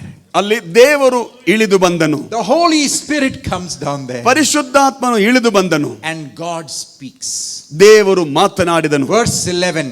11ನೇ ವಾಕ್ಯ, You are my son. ನೀನು ನನ್ನ ಮಗನು, whom I love. ನೀನು ನನಗೆ ಪ್ರಿಯನಾಗಿರುವವನು. With you I am well pleased. ನಿನ್ನನ್ನು ನಾನು ಮೆಚ್ಚಿದ್ದೇನೆ. Now I want you to notice, friends, this chapter 1, verse 11. ಸ್ನೇಹಿತರೆ, 1ನೇ ಅಧ್ಯಾಯ 11ನೇ ವಾಕ್ಯವನ್ನ ನೀವು ಗಮನದಲ್ಲಿಟ್ಕೊಳ್ರಿ. The words of God here. ದೇವರು ಹೇಳಿದಂತ ಮಾತುಗಳು, He is basically saying, you were waiting for the king. ಅಂದ್ರೆ ಆ ವಾಕ್ಯ ಹೇಳುತ್ತೆ, ನೀವು ಅರಸನಿಗಾಗಿ ಕಾಯ್ತಾ ಇದ್ದೀರಿ, This is the king. ಈತನೇ ಅರಸನು. Here is the king. 11ನೇ ವಾಕ್ಯ ಹೇಳುತ್ತೆ, ಇಲ್ಲಿದ್ದಾನೆ ಆ ಅರಸನು. Remember, they were waiting for the king to come. ಗಮನಿಸಿ, ಇವರು ಅರಸನು ಬರುವುದಕ್ಕಾಗಿ ಎದುರು ನೋಡ್ತಾ ಇದ್ದರು. And now these words of God actually are representing many aspects of the Old Testament, of the message and the word of God. ಇಲ್ಲಿ ದೇವರು ಹೇಳಿರುವಂತಹ ಈ ಮಾತಿದೆಯಲ್ಲ, ಹಳೆ ಒಡಂಬಡಿಕೆ ಅನೇಕ ಕಾರ್ಯಗಳನ್ನು ಒಳಗೊಂಡಂತ ಮಾತುಗಳಾಗಿವೆ. First of all, remember the story of Genesis 22 verse 2, when God tells to Abraham, take your son, the one you love. ಆದಿಕಾಂಡ 22ನೇ ಅಧ್ಯಾಯ 2ನೇ ವಾಕ್ಯದಲ್ಲಿ ದೇವರು ಅಬ್ರಹಾಮನಿಗೆ ಹೇಳುವಂತ ಮಾತು ನೆನಪಿರಬೇಕಲ್ಲ, ನೀನು ಪ್ರೀತಿಸುವಂತ ನಿನ್ನ ಮಗನನ್ನು ಎಂಬುದಾಗಿ. Psalm chapter 2 verses 6 to 7 also talks about the king, exalted king. ಕೀರ್ತನೆ 2:6-7 ವಾಕ್ಯದಲ್ಲಿ ಉನ್ನತಗೇರಿಸಲ್ಪಟ್ಟಂತ ಅರಸನ ಬಗ್ಗೆ ಬರೆಯಲ್ಪಟ್ಟಿವೆ. Isaiah 42 verse 1, the chosen one. Jeshaiah 42:1 ಆರಿಸಿಕೊಳ್ಳಲ್ಪಟ್ಟನೆಂಬುದಾಗಿ ಬರೆಯಲ್ಪಟ್ಟಿವೆ. So in other words, all of scripture is there. The Torah, the prophets and the writings, everything is there in the words of God. God is saying, this is the one you are waiting for. ಇಲ್ಲಿ ದೇವರು ಜನರನ್ನು ನೋಡಿ, ನೀವು ಕಾಯುತ್ತಿರುವಂತ ಅರಸನು ಈತನೇ ಎಂಬುದಾಗಿ ಹೇಳಿದಂತ ಆ ಮಾತಿನಲ್ಲಿ ಹಳೆ ಒಡಂಬಡಿಕೆಯ ಇದೆಲ್ಲೋ ಪಂಚಗ್ರಂಥಗಳಿಂದ, ಆಮೇಲೆ ಕೀರ್ತನೆಗಳಿಂದ ಹಾಗೂ ಪ್ರವಾದಿಗಳ ಪುಸ್ತಕಗಳಿಂದ ಆರಿಸಿಕೊಳ್ಳಲ್ಪಟ್ಟ ವಿಷಯಗಳಾಗಿವೆ. You see, when we talk about the gospel is not just something that we can talk about without the story of God in the whole rest of the Bible. ಹಾಗಿದ್ರೆ ಸುವಾರ್ತೆ ಎಂಬುದಾಗಿ ನಾವು ಹೇಳುವಾಗ ಹಳೆ ಒಡಂಬಡಿಕೆಯ ಅಥವಾ ಸತ್ಯವೇದ ಬೇರೆ ವಾಕ್ಯಗಳನ್ನು ವಿಷಯಗಳನ್ನ ಬಿಟ್ಟು ಮಾತನಾಡಲಿಕ್ಕೆ ಸಾಧ್ಯವಾಗುವುದಿಲ್ಲ ಸುವಾರ್ತೆಯಲ್ಲಿ. So we want to look at a very important verse right now, Isaiah 52 verse 7. ಯೆಶಾಯನ ಗ್ರಂಥ 52ನೇ ಅಧ್ಯಾಯ 7ನೇ ವಾಕ್ಯ. Let's all turn there. 52:7. ಯೆಶಾಯ 52:7. ಪರ್ವತಗಳ ಮೇಲೆ ತ್ವರೆ ಪಡುತ್ತಾ ಶುಭ ಸಮಾಚಾರವನ್ನು ತಂದು ಸಮಾಧಾನವನ್ನು ಸಾರುವ ದೂತನ ಪಾದಗಳು ಎಷ್ಟೋ ಅಂದವಾಗಿವೆ. ಒಳ್ಳೆಯ ಶುಭವರ್ತಮಾನವನ್ನು, ಶುಭದ ಸುವಾರ್ತೆಯನ್ನು ತಂದು ರಕ್ಷಣೆಯನ್ನು ಪ್ರಕಟಿಸುತ್ತಾ ನಿನ್ನ ದೇವರು ರಾಜ್ಯಭಾರವನ್ನು ವಹಿಸಿದ್ದಾನೆ ಎಂದು ಚೀಯೋನಿಗೆ ತಿಳಿಸುವವನಾಗಿದ್ದಾನೆ. What is the good news? This is a very, very key passage to understand the good news. The good news or the words of salvation is, your God is king. ಶುಭವಾರ್ತೆ ಅಂದರೇನು? ಈ ವಾಕ್ಯ 52ನೇ ಅಧ್ಯಾಯ 7ನೇ ವಾಕ್ಯ ಬಹಳ ಪ್ರಮುಖವಾದದ್ದು ಶುಭವಾರ್ತೆಗೆ. ಏನಪ್ಪಾ ಶುಭವಾರ್ತೆ? ಆ ವಾಕ್ಯದಲ್ಲಿ ಬರೆಯಲ್ಪಟ್ಟಿವೆ, ದೇವರು ರಾಜ್ಯಭಾರವನ್ನ ವಹಿಸಿದ್ದಾನೆ ಅಥವಾ ದೇವರು ರಾಜನಾಗಿದ್ದಾನೆ. ಅದೇ ಶುಭವಾರ್ತೆ. Your God reigns. ಅಂದರೆ ನಿನ್ನ ದೇವರು ರಾಜ್ಯಭಾರವನ್ನು ಮಾಡುತ್ತಿದ್ದಾನೆ. This is the good news. ಇದು ಶುಭವಾರ್ತೆ. But this is still in Isaiah. ಆದರೆ ಇದು ಈಗಲೂ ಯೆಶಾಯ ಗ್ರಂಥದಲ್ಲಿದೆ. This is a message to the people in Babylon. Babylon ಇರುವಂತ ಜನರಿಗೆ ಕೊಡಲ್ಪಟ್ಟ ಸಂದೇಶ ಅದು. The people are down. ಜನರು ಕೆಳಮಟ್ಟದಲ್ಲಿದ್ದಾರೆ. And that is why when somebody is running and coming, they are running, coming to say, don't worry, your God reigns. ಅದಕ್ಕೆ ನೋಡ್ರಿ, ಅವರು ಓಡುತ್ತಾ ಬಂದು ಅವರಿಗೆ ಹೇಳೋದೇನೆಂದ್ರೆ, ಭಯಪಡಬೇಡ್ರಿ, ದಿಗ್ಭ್ರಮೆ ಬೇಡ, ದೇವರು ಆಳ್ವಿಕೆ ಮಾಡುತ್ತಿದ್ದಾನೆ. And then it says their feet are beautiful. Actually their feet are bleeding. ನಂತರ ಈ ವಾಕ್ಯ ಹೇಳುತ್ತೆ, ಅವರ ಪಾದಗಳು ಎಷ್ಟು ಅಂದ, ಆದರೆ ಆತನ ಪಾದಗಳು ರಕ್ತ ಸುರಿಯುತ್ತಿದೆ ಪಾದಗಳಿಂದ. Because they are bringing the good news. ಯಾಕಂದ್ರೆ ಅವರು ತರುತ್ತಿರುವಂತದ್ದು ಶುಭವಾರ್ತೆ. What is the good news to God's people who are depressed and down in Babylon? ಬ್ಯಾಬಿಲೋನಲ್ಲಿ ಕುಗ್ಗಿ ಹೋದಂತ ನಿರಾಶೆಯಲ್ಲಿರುವಂತ ದೇವ ಜನರಿಗಿದ್ದ ಶುಭ ಸಮಾಚಾರವೇನು? Your God reigns. ನಿನ್ನ ದೇವರು ರಾಜ್ಯಭಾರ ಮಾಡುತ್ತಿದ್ದಾನೆ. That is the good news. ಅದು ಶುಭ ಸಮಾಚಾರ. So they are waiting. ಅವರು ಕಾಯುತ್ತಿದ್ದಾರೆ. God's people are waiting for centuries. ಶತಮಾನಗಳಿಂದ ದೇವ ಜನರು ಕಾಯುತ್ತಿದ್ದರು. When will that king come to reign? ಆಳ್ವಿಕೆ ಮಾಡೋದಕ್ಕೆ ಆ ಅರಸನು ಯಾವಾಗ ಬರುವನು? So that his kingdom will come. When will he come? ಆತನು ಯಾವಾಗ ಬರುವನು, ಆತನ ರಾಜ್ಯ ಯಾವಾಗ ಬರುತ್ತೆ? God says he has come. ದೇವರು ಹೇಳಿದ್ದೇನು ಗೊತ್ತಾ? This ಆತನು is the king. ಬಂದಿದ್ದಾನೆ. ಈತನೇ ಅರಸನು, He is the king. ಇವನೇ ಅರಸನು. And the words of God are reflecting all these passages. ಈ ದೇವರ ವಾಕ್ಯಗಳು ಕೊಟ್ಟಂತ ಈ ಮಾತುಗಳಿವೆಲ್ಲ ಈ ಎಲ್ಲ ವಾಕ್ಯಗಳಿಂದ ಪ್ರತಿನಿಧಿಸುವಂತದ್ದಾಗಿದೆ. Now let's see what happens. ಏನಾಯ್ತು ನೋಡೋಣವಾ?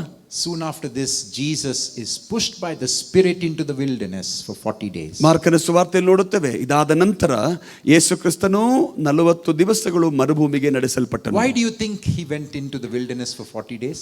ಯಾಕೆ ಯೇಸು ಕ್ರಿಸ್ತನು 40 ದಿನಗಳು ಮರುಭೂಮಿಗೆ ಹೋಗಿರಬಹುದು? Remember Israel, when they came out of the water, they went into the wilderness for 40 years. Israel ಜನರು ಕೆಂಪು ಸಮುದ್ರ ದಾಟಿ ಮುಂದೆ ಬಂದು 40 ವರ್ಷಗಳು ಅರಣ್ಯದಲ್ಲಿ ಮರುಭೂಮಿಯಲ್ಲಿ ಅಲೆದಾಡಿದರು. Who is Jesus? ಯೇಸು ಕ್ರಿಸ್ತನು ಯಾರು?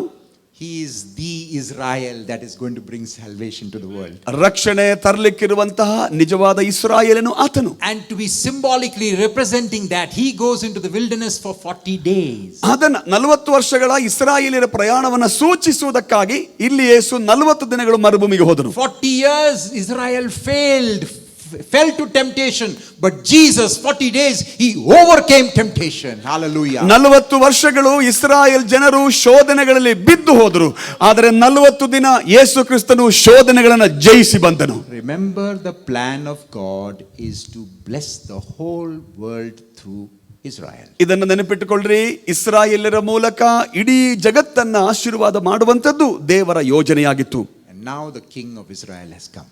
ಈಗ ಇಸ್ರಾಯೇಲರ ಅರಸನು ಬಂದನು. So when we talk about the gospel, friends, we are talking about a long story of God which has got a climax in the story of Jesus. ಸುವಾರ್ತೆ ಎಂಬುದಾಗಿ ನಾವು ಹೇಳುವಾಗ ಬಹಳ ದೀರ್ಘವಾದ ಒಂದು ಕಥೆಯನ್ನು ಹೇಳ್ತಾ ಇದ್ದೀವಿ. ಏನು ಆ ದೀರ್ಘವಾದಂತಹ ಕಥೆ ಯೇಸು ಕ್ರಿಸ್ತನಲ್ಲಿ ನೆರವೇರಿದೆ. And now verse 14. ಈಗ 14ನೇ ವಾಕ್ಯ. John was put in prison. Jesus came into Galilee proclaiming the good news of God. ಯೋಹಾನನು ಸೆರೆಗೆ ಬಿದ್ದ ಮೇಲೆ ಯೇಸು ಗಲಿಲಾಯ ಸೀಮೆಗೆ ಶುಭ ವಾರ್ತೆಯನ್ನು ಸಾರುತ್ತಾ ಬಂದನು. So now for the very first time in the gospel of Mark, Jesus is going to speak. ಯೇಸು ಕ್ರಿಸ್ತನು ಈ ಮಾರ್ಕನ ಸುವಾರ್ತೆಯಲ್ಲಿ ಪ್ರಥಮ ಬಾರಿಗೆ ಯೇಸು ಕ್ರಿಸ್ತನು ಮಾತನಾಡುವುದನ್ನ 15ನೇ ವಾಕ್ಯದಲ್ಲಿ ಕಾಣಬಹುದು. What is he going to say? ಆತನೇನು ಮಾತನಾಡಲಿಕ್ಕಿದ್ದಾನೆ? Is he going to say God loves you? ದೇವರು ನಿಮ್ಮನ್ನು ಪ್ರೀತಿಸ್ತಾನೆಂಬುದಾಗಿ ಯೇಸು ಹೇಳ್ತಿದ್ದೀರಾ? You are a sinner. ನೀವು ಪಾಪಿಗಳೆಂಬುದಾಗಿ ಹೇಳುತ್ತಿದ್ದೀರಾ? All that is there. ಅದೆಲ್ಲ ಇದೆ. But the gospel is what? ಆದರೆ ಸುವಾರ್ತೆ ಅಂದರೇನು? Your God reigns. ನಿನ್ನ ದೇವರು ಆಳ್ವಿಕೆ ಮಾಡುತ್ತಿದ್ದಾನೆ. So what is the words of Jesus? Verse 15. 15ನೇ ವಾಕ್ಯದಲ್ಲಿ ಯೇಸು ಕ್ರಿಸ್ತನ ಮಾತೇನು ನೋಡ್ರಿ. The time you are waiting for has come.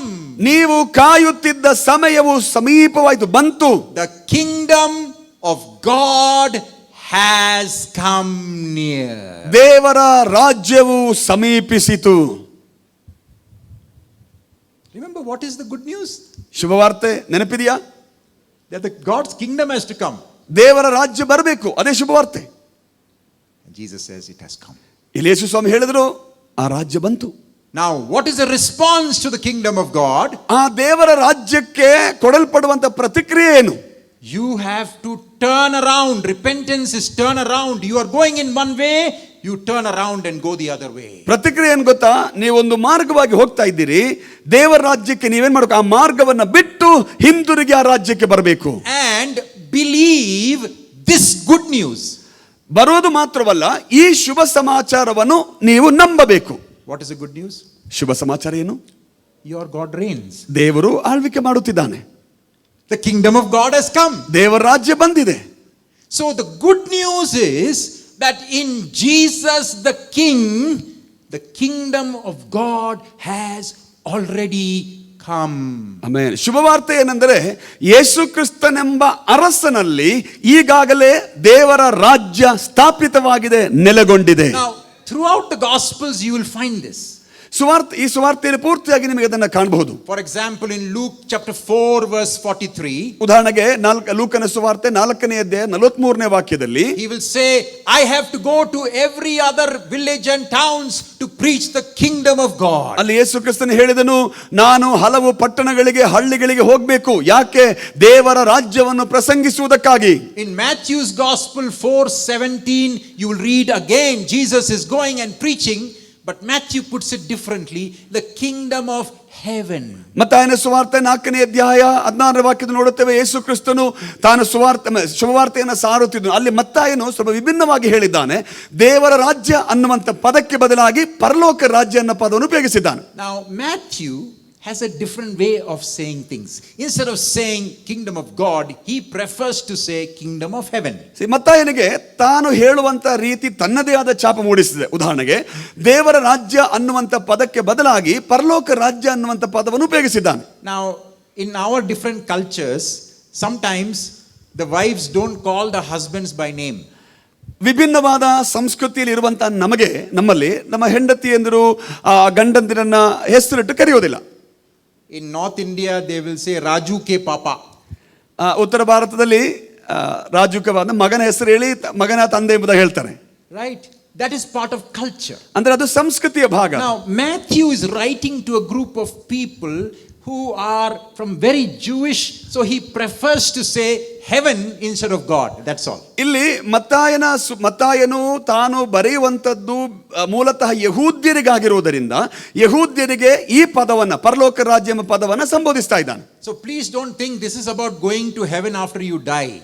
So ಅದರಿಂದ ಇಲ್ಲಿ ಮತ್ತಾಯನ ಸುವಾರ್ತೆಯಲ್ಲಿ ಪರಲೋಕ ರಾಜ್ಯ ಅಂತ ಹೇಳುವಾಗ ಸತ್ತು ಮೇಲೆ ಪರಲೋಕ ರಾಜ್ಯಕ್ಕೆ ಹೋಗ್ತೀವಿ ಅದರ ಬಗ್ಗೆ ಎಲ್ಲ ಮತ್ತಾಯನ ಹೇಳೋದು. It's the kingdom of God coming here on earth. ಅಲ್ಲಿ ಮತ್ತಾಯನ ಹೇಳುವಂಥದ್ದು ದೇವರ ರಾಜ್ಯ ಈ ಭೂಮಿಗೆ ಬಂದಿದೆ. When you read the last verse of book of Acts 28:31, the last verse. ಅಪೊಸ್ತಲರ ಕೃತ್ಯಗಳು 28ನೇ ಅಧ್ಯಾಯದ ಕೊನೆಯ ವಾಕ್ಯ 31ನೇ ವಾಕ್ಯನ ಓದುವುದಾದ್ರೆ, there we read that Apostle Paul is in Rome and he is preaching the kingdom of God. ಅಲ್ಲಿ ಅಪೊಸ್ತಲನಾದ ಪೌಲನು ರೋಮಿನಲ್ಲಿದ್ದುಕೊಂಡು ದೇವರ ರಾಜ್ಯದ ವಿಷಯವಾಗಿ ಪ್ರಸಂಗಿಸುತ್ತಿದ್ದನೆಂಬುದಾಗಿ ನೋಡುತ್ತೇವೆ. Remember, the core of the message of Jesus was the kingdom of God. ದೇವರ ಯೇಸು ಕ್ರಿಸ್ತನ ಸಂದೇಶದ ಮುಖ್ಯ ವಿಷಯ ಏನೆಂದರೆ ದೇವರ ರಾಜ್ಯವಾಗಿತ್ತು. After, by the way, this is just a summary of all the message Jesus would have preached that day. ಅಂದ್ರೆ ಯೇಸು ಕ್ರಿಸ್ತನು ಆ ದಿನ ಪ್ರಸಂಗಿಸಿದ ಎಲ್ಲಾ ಪ್ರಸಂಗದ ಒಂದು ಸಾರಾಂಶ ಅಷ್ಟೇ ಇದು. He didn't speak for 7 seconds. ಕೇವಲ 7 ಸೆಕೆಂಡ್ಗಳು ಮಾತ್ರ ಪ್ರಸಂಗ ಮಾಡಲಿಲ್ಲ ಆತನು. Whatever he said, Mark has summarized that in one line. ಯೇಸು ಕ್ರಿಸ್ತನು ಪ್ರಸಂಗ ಮಾಡಿದ ಎಲ್ಲಾ ವಿಷಯಗಳನ್ನ ಒಂದು ಸಾಲಲ್ಲಿ ಮಾರ್ಕನು ಬರೆದಿದ್ದಾನೆ ಅಷ್ಟೇ. Basically this, that the promised kingdom has come. ಮೂಲತಃ ಮಾರ್ಕನು ಹೇಳೋದೇನೆಂದರೆ ವಾಗ್ದಾನ ಮಾಡಲ್ಪಟ್ಟ ರಾಜ್ಯ ಈಗಾಗಲೇ ಬಂದಿದೆ. So then what happens next? ಮುಂದೇನಾಯ್ತು? Verse 16 to 20. 1ನೇ ಅಧ್ಯಾಯ 16ರಿಂದ 20 ವಾಕ್ಯಗಳು. Jesus walks up to Simon and Andrew. ಯೇಸು ಕ್ರಿಸ್ತನು ಸೀಮೋನನ ಬಳಿಗೂ ಹಾಗೂ ಆಂದ್ರೆಯನ ಬಳಿಗೆ ಹೋಗ್ತಿದ್ದಾನೆ. He says, Simon, follow me. Simon ಅಥವಾ ಸೀಮೋನನೇ ನನ್ನನ್ನು ಹಿಂಬಾಲಿಸು. Simon, Pastor Simon, follow me. ನನ್ನನ್ನು ಹಿಂಬಾಲಿಸು. And I will send you out to fish for people. ನಾನು ನಿಮ್ಮನ್ನ ಮನುಷ್ಯരുടെ ಬೆಸ್ತರನ್ನಾಗಿ ಮಾಡುವೆನು. And then he sees 2 other brothers, James and John. ನಂತರ ಯೋಹಾನ ಹಾಗೂ ಯಾಕೋಬರನ್ನು ಆತನು ಕಂಡನು. Actually, the Greek is Jacob. Greek ಭಾಷೆಯಲ್ಲಿ Yakub. Yeah. Jacob, follow me. ಯಾಕೋಬನೇ ನನ್ನ ಹಿಂಬಾಲಿಸು. And they both follow him. ಅವರು ಹಿಂಬಾಲಿಸಿದರು.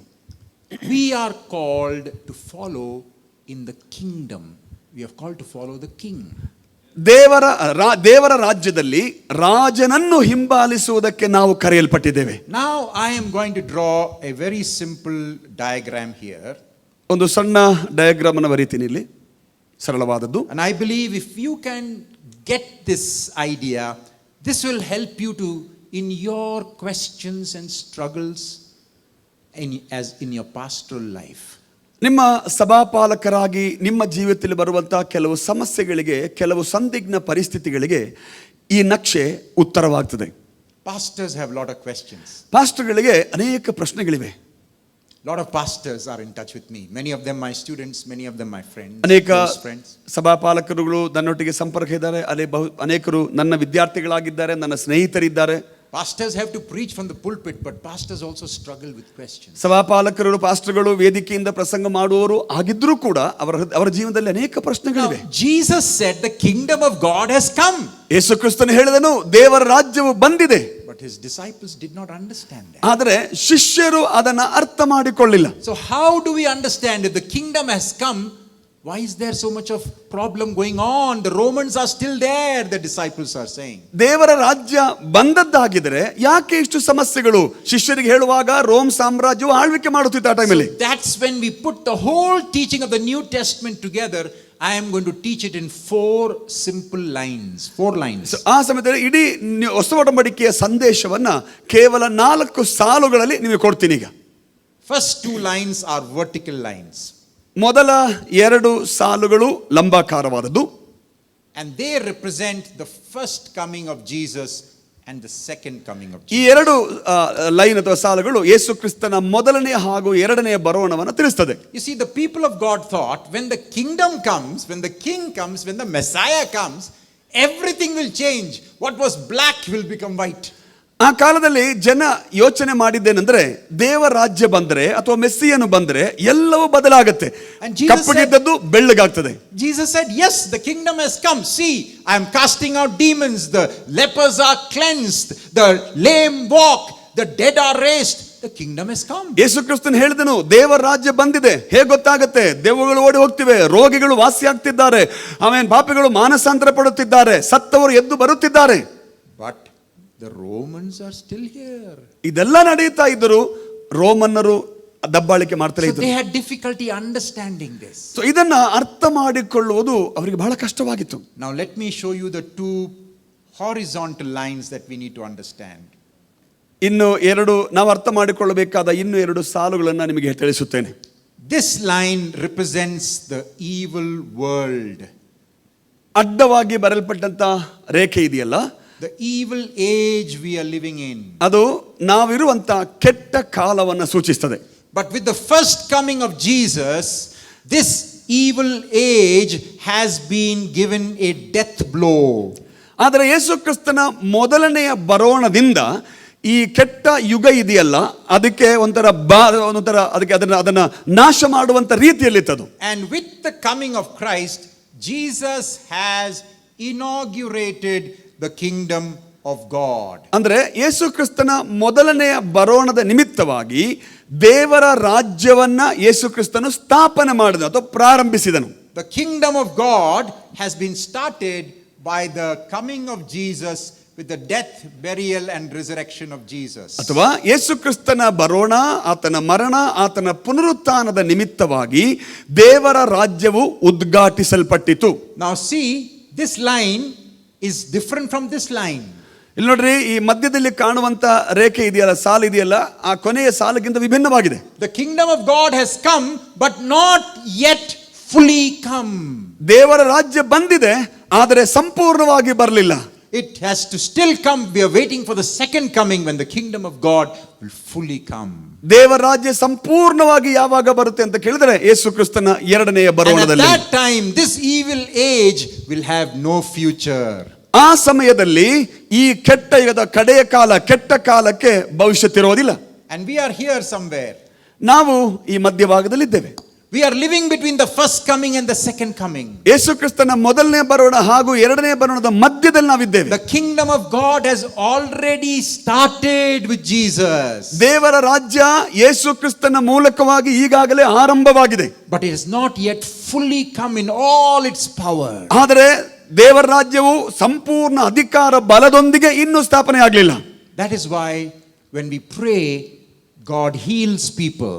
ಅದಕ್ಕಾಗಿಯೇ ನಾವು ಪ್ರಾರ್ಥಿಸುವಾಗ ದೇವರು ರೋಗಿಗಳನ್ನು ವಾಸಿ ಮಾಡುತ್ತಾನೆ. But also there are times we have funeral services. ಅದೇ ಸಮಯದಲ್ಲಿ ಶವ ಸಂಸ್ಕಾರ ಸೇವೆಯನ್ನು ನಾವು ಮಾಡ್ತೀವಿ.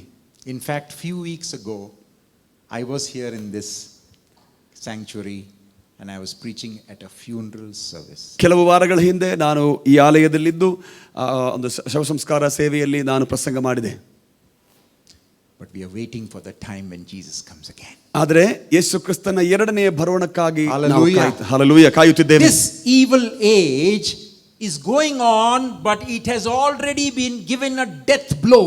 ಈ ಕೆಟ್ಟ ಯುಗ ಈಗಲೂ ಮುಂದುವರಿಯುತ್ತಿದೆ, ಆದರೆ ಅದಕ್ಕೆ ಈಗಾಗಲೇ ದೇವರು ಮರಣ ಭಯವನ್ನು ಕೊಟ್ಟಿದ್ದಾನೆ. Look at this verse, 1 Corinthians 7:31. 1 ಕೊರಿಂಥ್ಯ 7ನೇ ಅಧ್ಯಾಯ 31ನೇ ವಾಕ್ಯ ನೋಡ್ರಿ.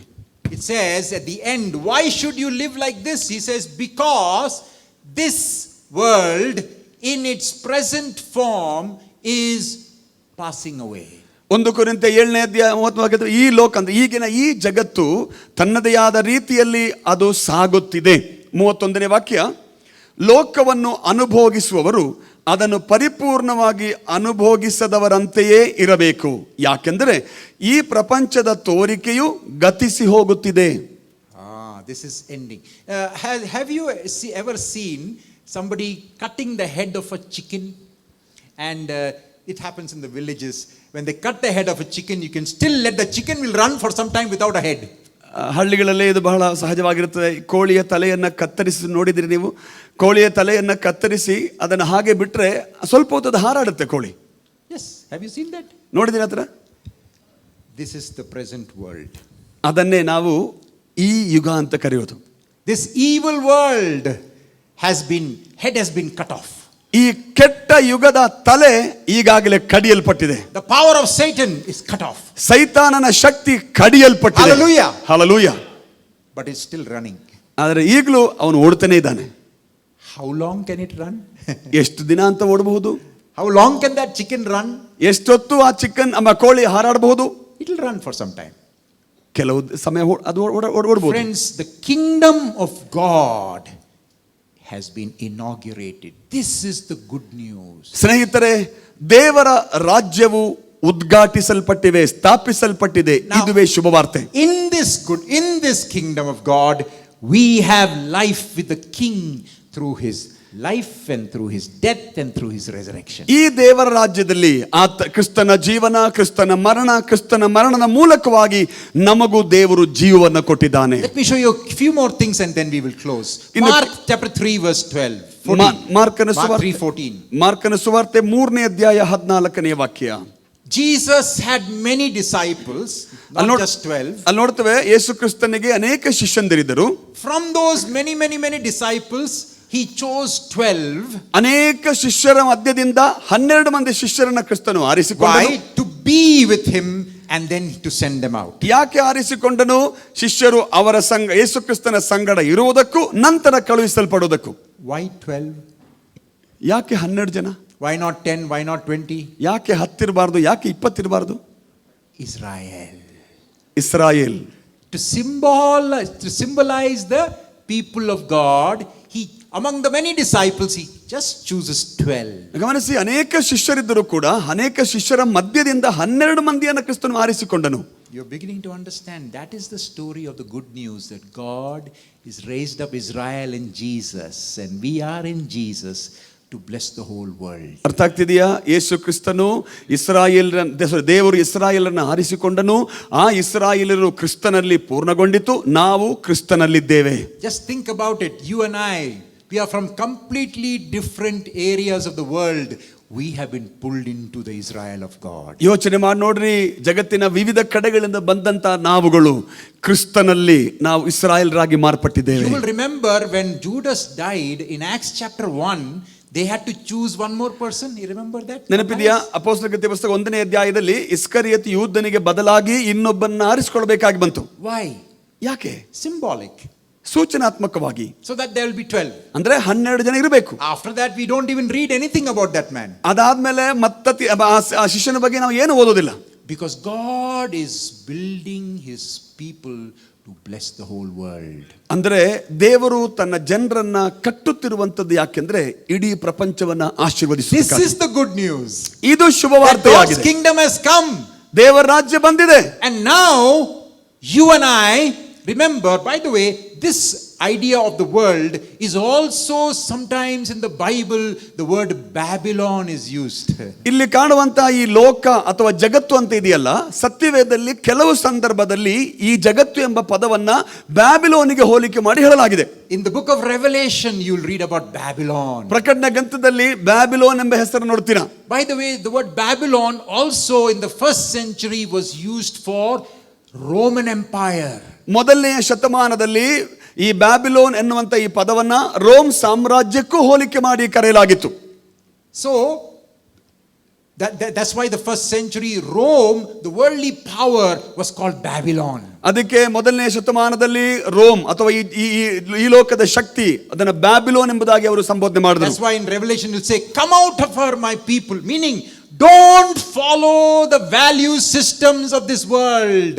ಪ್ರಕಟಣೆ ಗ್ರಂಥದಲ್ಲಿ ಅದಕ್ಕೆ ಬರೆಯಲ್ಪಟ್ಟಿವೆ, ಬಾಬೇಲಿಂದ ಹೊರಬನ್ರಿ, ಅಂದರೆ ಈ ಜಗತ್ತಿನ ಈ ಲೋಕದ ಆಚಾರ ವಿಚಾರಗಳಿಂದ ನೀವು ಹೊರಗೆ ಬನ್ರಿ. Why? ಯಾಕೆ? There is no future. ಅದಕ್ಕೆ ಭವಿಷ್ಯತ್ತಿಲ್ಲ.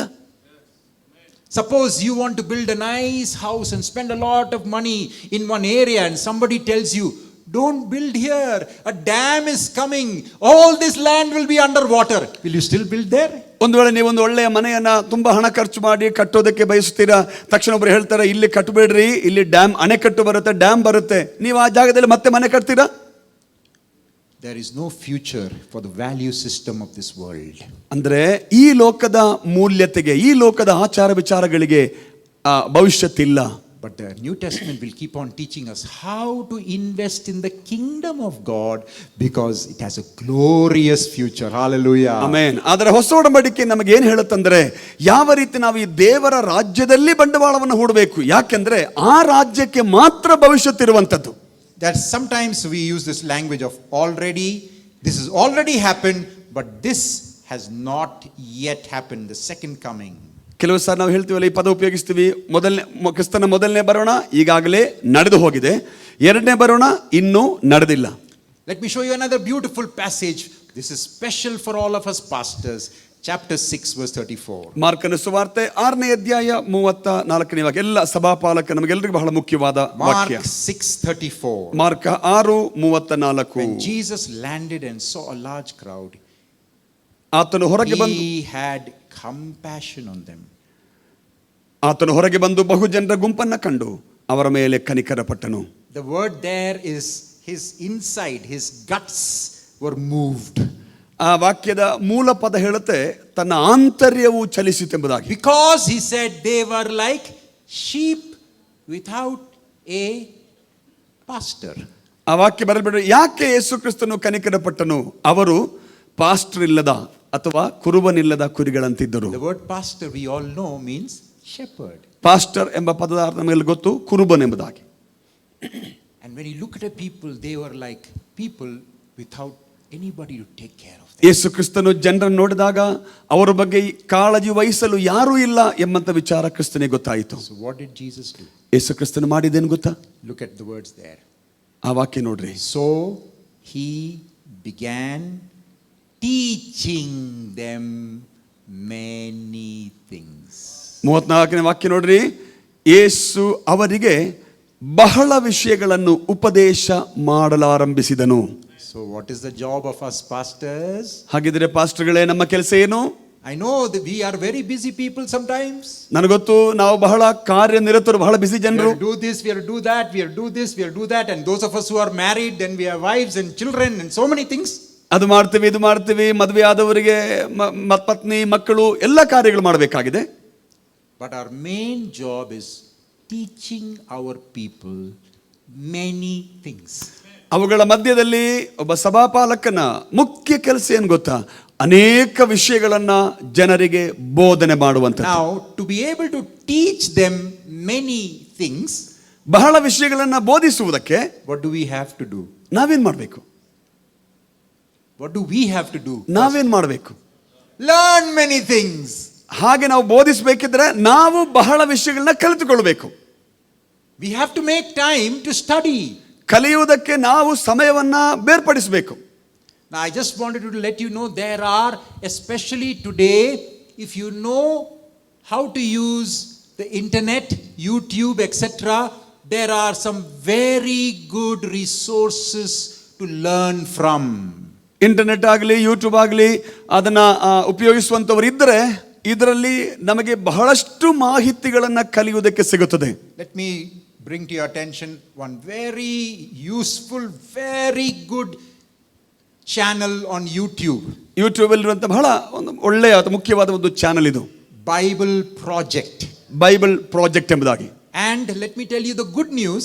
ನಿಮಗೆ ಒಂದು ಶುಭ ಸಮಾಚಾರ ಇದೆ. Those of you who can listen in the English, but many of these videos, short, simple videos, are now translated into Kannada, Tamil, Hindi, Bengali, Malayalam, all those languages. Slowly they are getting translated. ಈ Bible project ಇರಲಿ ಇರುವಂತಹ ವಿಡಿಯೋಗಳು ಅದಿದೆಯಲ್ಲ, ಅದು ಹಲವು ಭಾಷೆ, ಇಂಗ್ಲಿಷಲ್ಲಿದೆ, ಅದು ಹಲವು ಭಾಷೆಗಳಿಗೆ, ಕನ್ನಡ, ತಮಿಳ್, ಮಲಯಾಳಂ ಎಲ್ಲ ಭಾಷೆಗಳಿಗೆ ಅದು ಭಾಷಾಂತರಿಸಲ್ಪಟ್ಟಿವೆ ಈಗ. So you can type Bible Project Kannada, Bible Project Tamil, and you will find many videos are there. Bible project Kannada, Bible project Tamil ಎಂಬುದಾಗಿ ನೀವು ಟೈಪ್ ಮಾಡಿದ್ರೆ ಅನೇಕ ವಿಡಿಯೋಗಳು ನಿಮಗೆ ಸಿಗ್ತವೆ. If you need help, ask somebody. Actually, ask your children. They will tell you. They They know how to use this. Go to YouTube, learn, listen, and learn, because we the pastors have to teach our people. ನಿಮಗೆ ಸಹಾಯ ಬೇಕಿದ್ದ ಮಕ್ಕಳಿಗೆ ಕೇಳ್ರಿ, ಅವರಿಗೆಲ್ಲ ಗೊತ್ತಿದೆ. So ಸೇವಕರು, ಪಾಲಕರಾದ ನಾವುಗಳು ಇತರರಿಗೆ ಕಲಿಸಬೇಕಿದ್ರೆ ಮೊದಲು ನಾವು ಕಲಿಯುವಂತವರಾಗಬೇಕು. ಇದನ್ನು ಉಪಯೋಗಿಸಿರಿ. What is the good news? ಶುಭವಾರ್ತೆ ಏನು? God's kingdom has come. ದೇವರ ರಾಜ್ಯ ಬಂದಿದೆ. This promised kingdom that God wanted to bring has finally come. ದೇವರು ತರಲು ಬಯಸಿದಂತಹ ದೇವರ ವಾಗ್ದಾನ ಭರಿತವಾದ ರಾಜ್ಯ ಈಗಾಗಲೇ ಬಂದಿದೆ. Quickly, I need to tell you about the king. ಈಗ ಅರಸನ ಬಗ್ಗೆ ಬಹಳ ವೇಗವಾಗಿ ನಿಮಗೆ ಹೇಳಬೇಕು. Mark chapter 11. ಮಾರ್ಕನ ಸುವಾರ್ತೆ 11ನೇ ಅಧ್ಯಾಯ. Maybe next year we will have a little bit more teaching on Mark's gospel. But right now, chapter 11, Jesus enters. The king is coming. ಮಾರ್ಕನ ಸುವಾರ್ತೆ 11ನೇ ಅಧ್ಯಾಯದಲ್ಲಿ ಯೇಸು ಕ್ರಿಸ್ತನು ಅಥವಾ ಅರಸನು ಪ್ರವೇಶಿಸುತ್ತಿದ್ದಾನೆ. But he is not coming on a big horse. ಇಲ್ಲಿ ಅರಸನು ಕುದುರೆಯ ಮೇಲೆ ಬರುತ್ತಿಲ್ಲ. The kings of the world come on big horses. ಸಾಮಾನ್ಯವಾಗಿ ಈ ಪ್ರಪಂಚದ ಅರಸರುಗಳು ಕುದುರೆಗಳ ಸೈನಿಕರೊಂದಿಗೆ ಬರ್ತಾರೆ. But this king, ಆದರೆ ಈ ಅರಸನು, whose kingdom will have no end, ಅಂತ್ಯ ಇಲ್ಲದಿರುವಂತ ರಾಜ್ಯಕ್ಕೆ ರಾಜನಾಗಿರುವಾತನು, is not like the other kings. ಈ ರಾಜನು ಇತರ ರಾಜರುಗಳ ಹಾಗೆ And ಅಲ್ಲ. we read in verse 10, the people are shouting, "Blessed is the coming kingdom of our father David." ಅದರ 10ನೇ ವಾಕ್ಯ ಬರೆಯಲ್ಪಟ್ಟು, ನಮ್ಮ ಪಿತೃವಾದ ದಾವೀದನ ರಾಜ್ಯವು ಬರುತ್ತಿದೆ, ಬರುವವನಿಗೆ ಆಶೀರ್ವಾದ. Of course, they still don't understand. ಆದರೂ ಇಷ್ಟೆಲ್ಲ ಆದರೂ ಕೂಡ ಅವರಿಗೆ ಇದು ಅರ್ಥವಾಗಿರಲಿಲ್ಲ. Disciples also don't understand this Messiah. ಶಿಷ್ಯಂದರಿಗೂ ಕೂಡ ಈ ಮೆಸ್ಸಿಯನ ಬಗ್ಗೆ ಅರ್ಥವಾಗಿರಲಿಲ್ಲ. And Jesus enters. The king is coming. ಯೇಸು ಕ್ರಿಸ್ತನು ಅಥವಾ ಅರಸನು ಪ್ರವೇಶ ಮಾಡಿದ್ದಾನೆ. Many things happen. We don't have time for all that now. ಎಲ್ಲ ನೋಡೋದಕ್ಕೆ ನಮಗೆ ಸಮಯವಿಲ್ಲ. ಅನೇಕ ಕಾರ್ಯಗಳು ನಡೆದವು. And finally the king is arrested. ಕೊನೆಯದಾಗಿ ಅರಸನು ಬಂಧಿಸಲ್ಪಟ್ಟನು. Mark chapter 15. ಮಾರ್ಕನ ಸುವಾರ್ತೆ 15ನೇ ಅಧ್ಯಾಯ verse 16 onwards. 16ನೇ ವಾಕ್ಯದಿಂದ, The soldiers make fun of him. ಸಿಪಾಯಿಗಳು ಆತನನ್ನು ಗೇಲಿ ಮಾಡಿದರು. Verse 17, they put a purple robe on him. You are the king, no? And they twisted together a crown of thorns and set it on him. And they began to call out to him, "Hail, King of the Jews." 17ನೇ ವಾಕ್ಯದಲ್ಲಿ ಬರೆಯಲ್ಪಟ್ಟಿದೆ ನೋಡ್ರಿ, ಆತನಿಗೆ ಕೆಂಪು ಒಲ್ಲಿಯನ್ನು ಹೊದಿಸಿ ಮುಳ್ಳಿನ ಕಿರೀಟವನ್ನು ಹಣೆದು ಆತನಿಗಿಟ್ಟು ಅವರು ಕರೆದದೆಂಗೆ ಗೊತ್ತಾ, ಯಹೂದ್ಯರ ಅರಸನೇ. Again and again they struck him on the head with a staff and spat on him. ಮತ್ತೆ ಮತ್ತೆ ತಲೆಗೆ ಬಡಿಯುತ್ತಾ ಮುಖಕ್ಕೆ ಉಗುಳುತ್ತಾ ಇದ್ದರು. Then they fell on their knees mocking him and said, "Oh, you are the king." ಅವರು ಮೊಣಕಾಲೂರಿ ಪರಿಹಾಸ್ಯ ಮಾಡಿದರು, ನೀನು ಅರಸನಲ್ಲವೇ? Yes, he was the king. ಹೌದು, ಆತನ ಅರಸನಾಗಿದ್ದನು. But not the kind of king this world has seen. ಈ ಜಗತ್ತು ನೋಡಿದ ಹಾಗೆ ಇರುವಂತ ಅರಸನಲ್ಲ ಈತನು. This world has never seen the king. ಈ ಲೋಕವು ಇದುವರೆಗೂ ಆ ಒಬ್ಬ ಅರಸನನ್ನ ಕಾಣಲಿಲ್ಲ. This world has yet to see God the king. ಅರಸನಾದ ದೇವರನ್ನು ಈ ಜಗತ್ತು ಇನ್ನೂ ಕಾಣಲಿಕ್ಕಿದೆ. He is not like what you expect. ನೀವು ಎದುರು ನೋಡಿದ ಹಾಗೆ ಇರುವಂತ ಅರಸನಲ್ಲ ಈತನು. God in human flesh, and he let us make fun of him. ದೇವರು ಮನುಷ್ಯ ರೂಪದಲ್ಲಿ ಬಂದು ಅಪಹಾಸ್ಯ ಮಾಡುವುದಕ್ಕೆ ಅವರಿಗೆ ಅನುಮತಿ ಕೊಟ್ಟ ಆತನು ಈತನು. And they led him to crucify him. ಕೊನೆಗೆ ತನ್ನನ್ನು ಶಿಲುಬೆಗೆ ಹಾಕಿಸುವುದಕ್ಕೆ ಆತನು ಅವರಿಗೆ ಅನುಮತಿ ಕೊಟ್ಟನು. Mark the way he tells the story. He just simply in verse 25, see what he says in verse 25. It was 9 in the morning and they crucified him. 15ನೇ 25ನೇ ವಾಕ್ಯದಲ್ಲಿ ಮಾರ್ಕನ್ ಹೇಳೋದು ನೋಡ್ರಿ, ಆತನನ್ನು ಶಿಲುಬೆಗೆ ಹಾಕುವಾಗ ಹೊತ್ತಾರೆ 9 ಗಂಟೆ ಆಗಿತ್ತು. Verse 24, and they crucified him. That's all, nothing much. 24ನೇ ವಾಕ್ಯ, ಅವರು ಆತನನ್ನು ಶಿಲುಬೆಗೆ ಹಾಕಿದ್ರು ಅಷ್ಟೇ. Remember who he is. He is a king. ನೆನಪಲ್ಲಿಟ್ಟುಕೊಳ್ಳ್ರಿ, ಯಾರೀತನು? ಈತನು ಅರಸನಾಗಿದ್ದ. King is come and they have crucified him. ವಾಗ್ದಾನ ಮಾಡಲ್ಪಟ್ಟಂತ ಅರಸನು ಬಂದನು, ಆತನನ್ನು ಅವರು ಶಿಲುಬೆಗೆ ಹಾಕಿಸಿದರು. You know, God's wisdom makes fun and mocks human wisdom. ದೇವರ ಜ್ಞಾನವು ಮನುಷ್ಯ ಜ್ಞಾನವನ್ನು ಅಪಹಾಸ್ಯ ಮಾಡುತ್ತದೆ, ಪರಿಹಾಸ್ಯ ಮಾಡುತ್ತದೆ. That's what Paul will say in 1 Corinthians chapter 1, that Jesus is the wisdom of God. ಅದಕ್ಕೆ 1 ಕೊರಿಂಥ್ಯ 1ನೇ ಅಧ್ಯಾಯದಲ್ಲಿ ಅಪೊಸ್ತಲನಾದ ಪೌಲನು ಹೇಳಿದ್ದು, ಯೇಸು ಕ್ರಿಸ್ತನು ದೇವರ ಜ್ಞಾನವಾಗಿದ್ದಾನೆ. Remember our human problem, Genesis 3, we human beings don't want God's wisdom, we want to use our wisdom. ಆದಿಕಾಂಡ 3ನೇದು ಹೇಳಿದ ನೆನಪುಂಟಲ್ಲ, ಅಲ್ಲಿ ನಾವು ನಮ್ಮ ಜ್ಞಾನವನ್ನು ಉಪಯೋಗಿಸುತ್ತೇವೆ ವಿನಃ ದೇವರ ಜ್ಞಾನವನ್ನು ಉಪಯೋಗಿಸುವುದಕ್ಕೆ ಇಷ್ಟಪಡೋದಿಲ್ಲ. Here comes the king and he is now crucified. ಆದರೆ ಇಲ್ಲಿ ಅರಸನು ಬಂದನು, ಶಿಲುಬೆಗೆ ಹಾಕಲ್ಪಟ್ಟನು. Now friends, this is the shock that God is going to give the world, because on the cross, that is the throne of the king. ಸ್ನೇಹಿತರೆ, ಜಗತ್ತಿಗೆ ಒಂದು shock ಅಥವಾ ಆಶ್ಚರ್ಯ ಕೊಡುವಂತ ಒಂದು ಸಂಗತಿಯನ್ನು ದೇವರು ಮಾಡಿದನು. ಏನು ಗೊತ್ತಾ? ಶಿಲುಬೆಯೇ ಆತನ ಸಿಂಹಾಸನವಾಯಿತು. Hallelujah. Hallelujah. This is not what people expect. ಇದನ್ನ ಜನರು ಎದುರು ನೋಡಿರಲಿಲ್ಲ.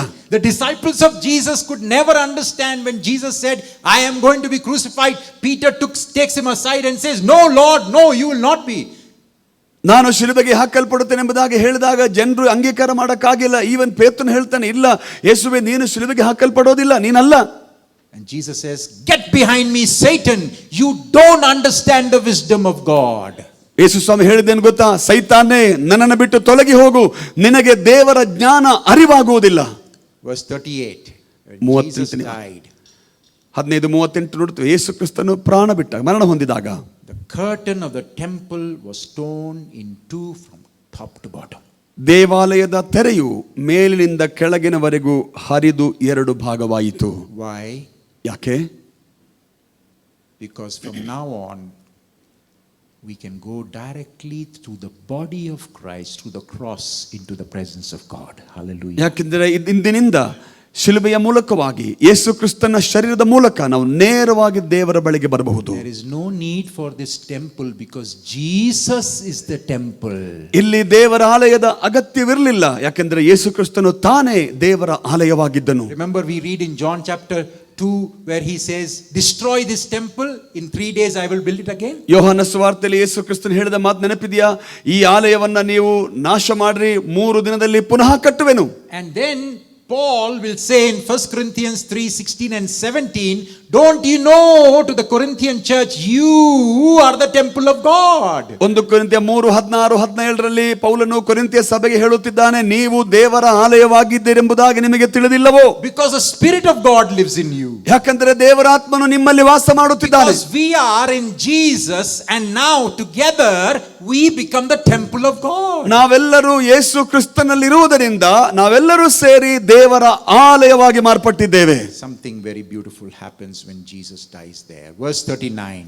39ನೇ ವಾಕ್ಯದಲ್ಲಿ ನೋಡ್ರಿ. And when the centurion who stood there in front of Jesus saw how he died, he said, Surely this man was a son of God. ಆತನು ಹೀಗೆ ಪ್ರಾಣ ಬಿಟ್ಟದ್ದನ್ನು ಆತನ ಹತ್ತಿರ ಎದುರಿಗೆ ನಿಂತಿದ್ದ ಶತಾಧಿಪತಿಯು ನೋಡಿ, ನಿಜವಾಗಿ ಈ ಮನುಷ್ಯನು ದೇವಕುಮಾರನಾಗಿದ್ದನು. Do you remember the first verse of Mark's gospel?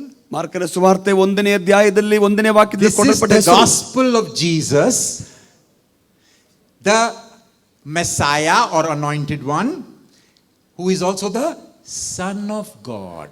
ಮೆಸ್ಸಿಯನಾದ ಯೇಸುವಿನ ಹಾಗೂ ದೇವಕುಮಾರನಾದ ಯೇಸುವಿನ ಸುವಾರ್ತೆ. And the first person to confess that in the Gospel of Mark is a Roman centurion when he sees Jesus on the cross. ಮಾರ್ಕನ ಸುವಾರ್ತೆಯಲ್ಲಿ ಯೇಸು ಕ್ರಿಸ್ತನು ಶಿಲುಬೆಯಲ್ಲಿ ಯೇಸು ಕ್ರಿಸ್ತನ ಕಂಡಾಗ Roman ಶತಾಧಿಪತಿಯು ಮೊದಲ ಬಾರಿಗೆ ದೇವಕುಮಾರನೆಂಬುದಾಗಿ ಯೇಸುವನ್ನ ಸಂಬೋಧಿಸುತ್ತಾನೆ. Cross is the throne of Jesus.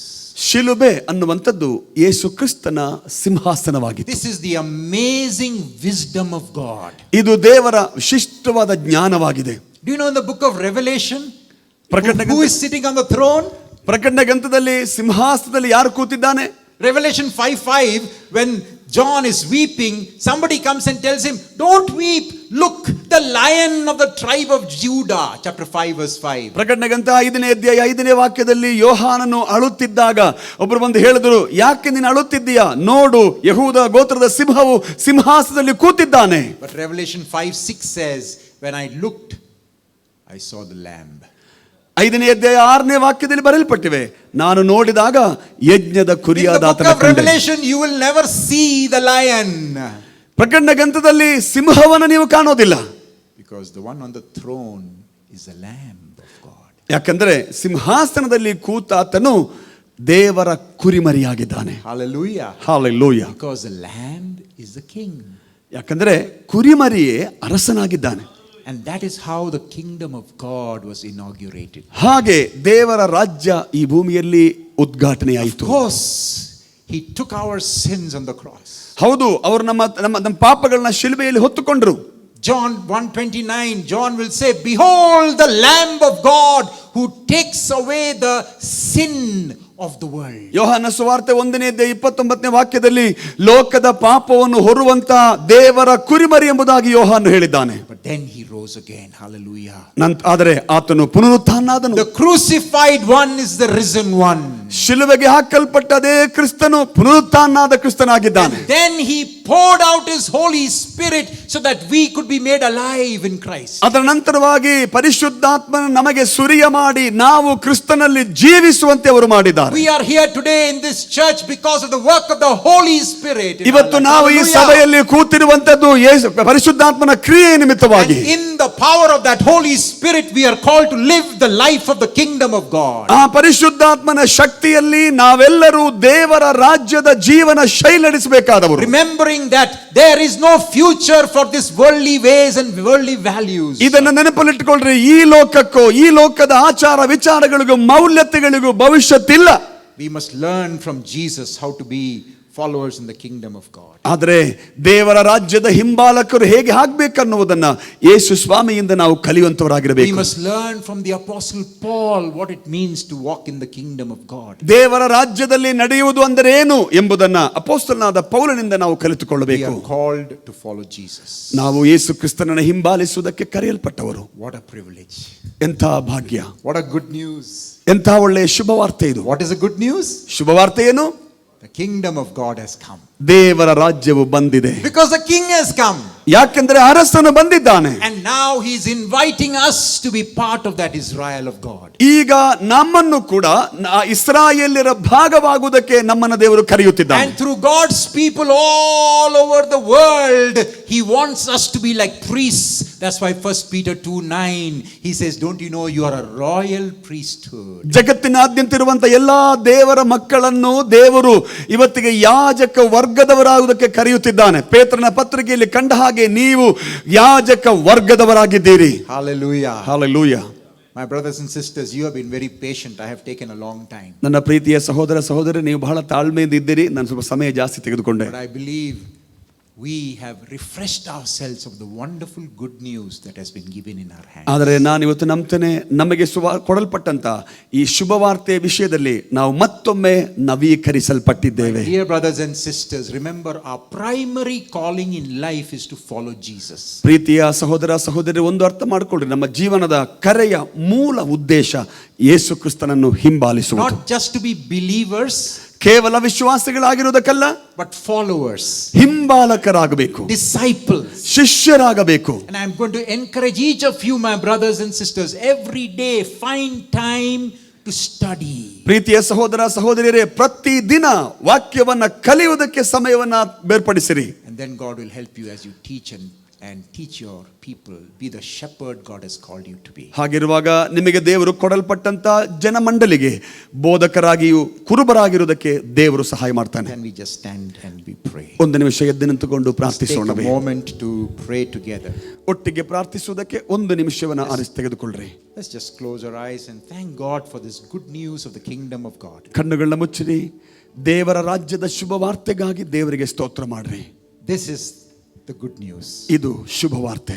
Your God reigns. Hallelujah.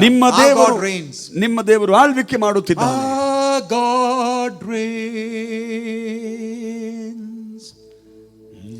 Our God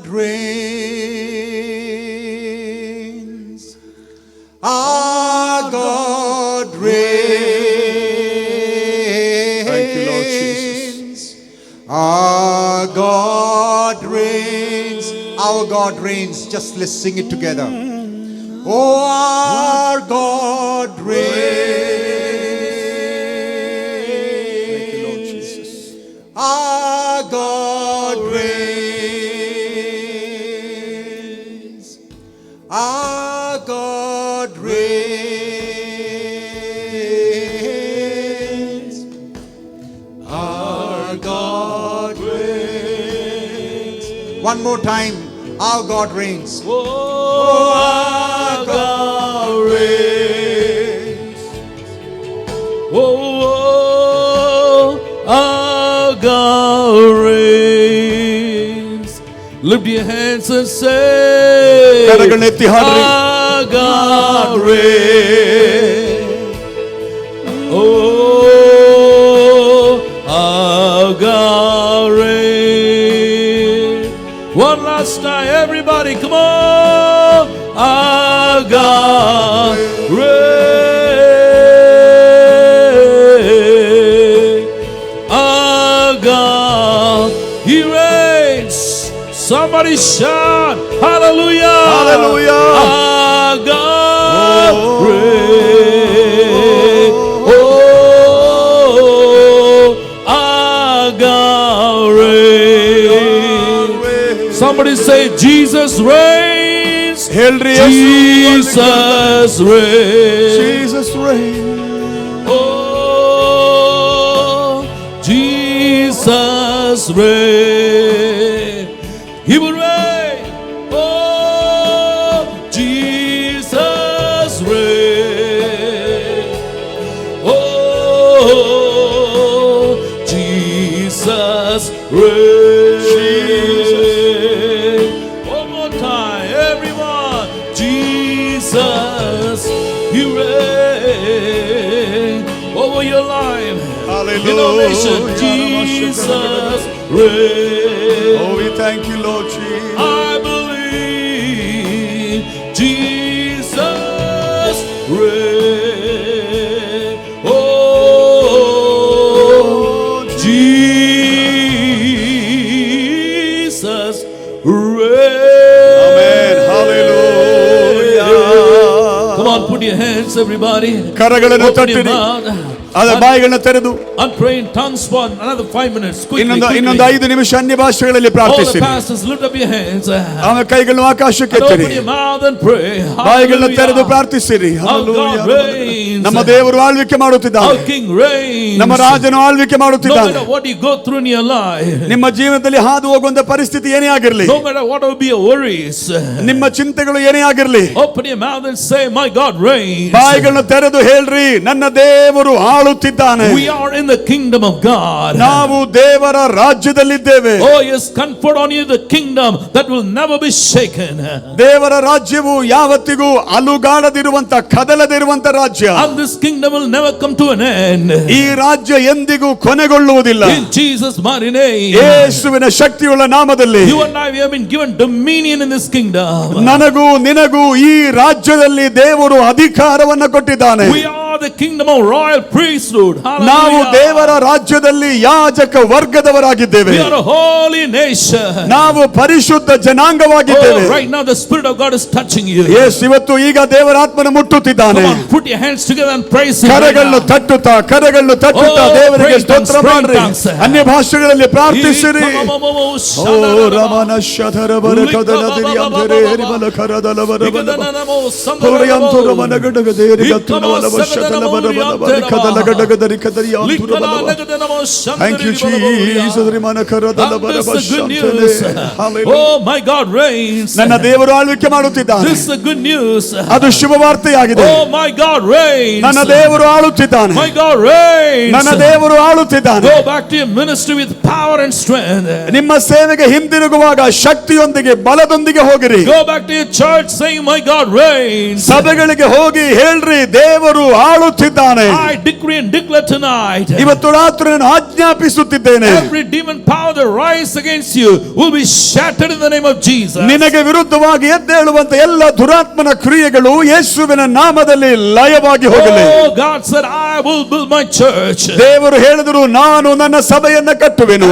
And the gates of hell will never overpower it. ಪಾತಾಳ ಲೋಕದ ಬಲವು ಅದನ್ನ ಜಯಿಸಲಾರದು. I saw Satan fall like lightning from heaven. ಸೈತಾನನು ಮಿಂಚಿನಂತೆ ಆಕಾಶದಿಂದ ಬೀಳುವುದನ್ನ ಕಂಡೆನು. I have given you authority to tread upon snakes and scorpions. ಸರ್ಪಗಳ ಮೇಲೆ ಚೇಳುಗಳ ಮೇಲೆ ತುಳಿಯುವಂತ ಅಧಿಕಾರವನ್ನು ಕೊಟ್ಟಿದ್ದೇನೆ. And you can overcome all the power of the enemy.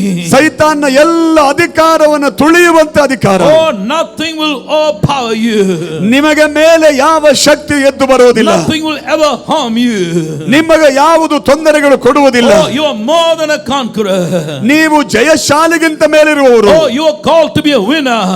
ನೀವು ಆಳ್ವಿಕೆ ಮಾಡಲು ಕರೆಯಲ್ಪಟ್ಟವರು. Oh, you are an overcomer. ನೀವು ಜಯಶಾಲಿಗಳು. Oh, you belong to the you belong to the lion of the tribe of Judah. ಯಹೂದ ಕುಲದ ಸಿಂಹದ ಆ ಗುಂಪಿಗೆ ನೀವು ಸೇರಿದವರು. Oh, one more time put your hands and bless the name of the Lord. ಮತ್ತೊಮ್ಮೆ ಕರಗಳನ್ನು ತಟ್ಟುತ್ತಾ ದೇವರಿಗೆ ಮಹಿಮೆಯನ್ನು ಸಲ್ಲಿಸಿರಿ. Our God reigns. One last time everybody. ಎಲ್ಲರೂ ಸೇರಿ. Our God reigns. Oh, our God reigns. Yeah, our God reigns. My God reigns. Say, my God reigns. Yes, hallelujah. Hallelujah. My God reigns. He does. Oh, my God reigns. My God reigns. Hallelujah. Hallelujah. Hallelujah. Hallelujah. Hallelujah. Thank you, Lord. Lift up your hands. Let me pray. ಕೈಗಳು ಆಕಾಶಕ್ಕೆ ಎತ್ತಿ Father, in the ಪ್ರಾರ್ಥಿಸಿ. mighty name of Jesus, ತಂದೆಯೇ ಯೇಸು ಕ್ರಿಸ್ತನ ನಾಮದಲ್ಲಿ we want to pray for your servants of God. ನಿಮ್ಮ ಸೇವಕರಿಗಾಗಿ ನಾನು ಪ್ರಾರ್ಥಿಸುತ್ತಿದ್ದೇನೆ. Lord, what a powerful revelation tonight. ದೇವರು ಇವತ್ತು ರಾತ್ರಿ ನಮಗೆ ಎಷ್ಟು ವಿಶೇಷವಾದ ಪ್ರಕಟಣೆ ಕೊಟ್ಟಿದ್ದೀರಿ. The good news is Jesus reigns. ಶುಭವಾರ್ತೆ ಏನೆಂದರೆ ಯೇಸು ಆಳ್ವಿಕೆ ಮಾಡುತ್ತಿದ್ದಾನೆ. We are kingdom people. ನಾವು ದೇವ ರಾಜ್ಯದ ಜನರು. We have kingdom mind. ದೇವ ರಾಜ್ಯದ ಮನಸ್ಸುಳ್ಳವರು. We have the kingdom power and authority. ದೇವರ ರಾಜ್ಯದ ಅಧಿಕಾರ ಶಕ್ತಿಯೊಂದಿಗೆ We are ಇರುವಂತವರು. called to have dominion of God. Thank you, Lord. We are called to have dominion. ನಾವು ಅಧಿಕಾರ ಹೊಂದಿರುವಂತವರು. We are called to rule over.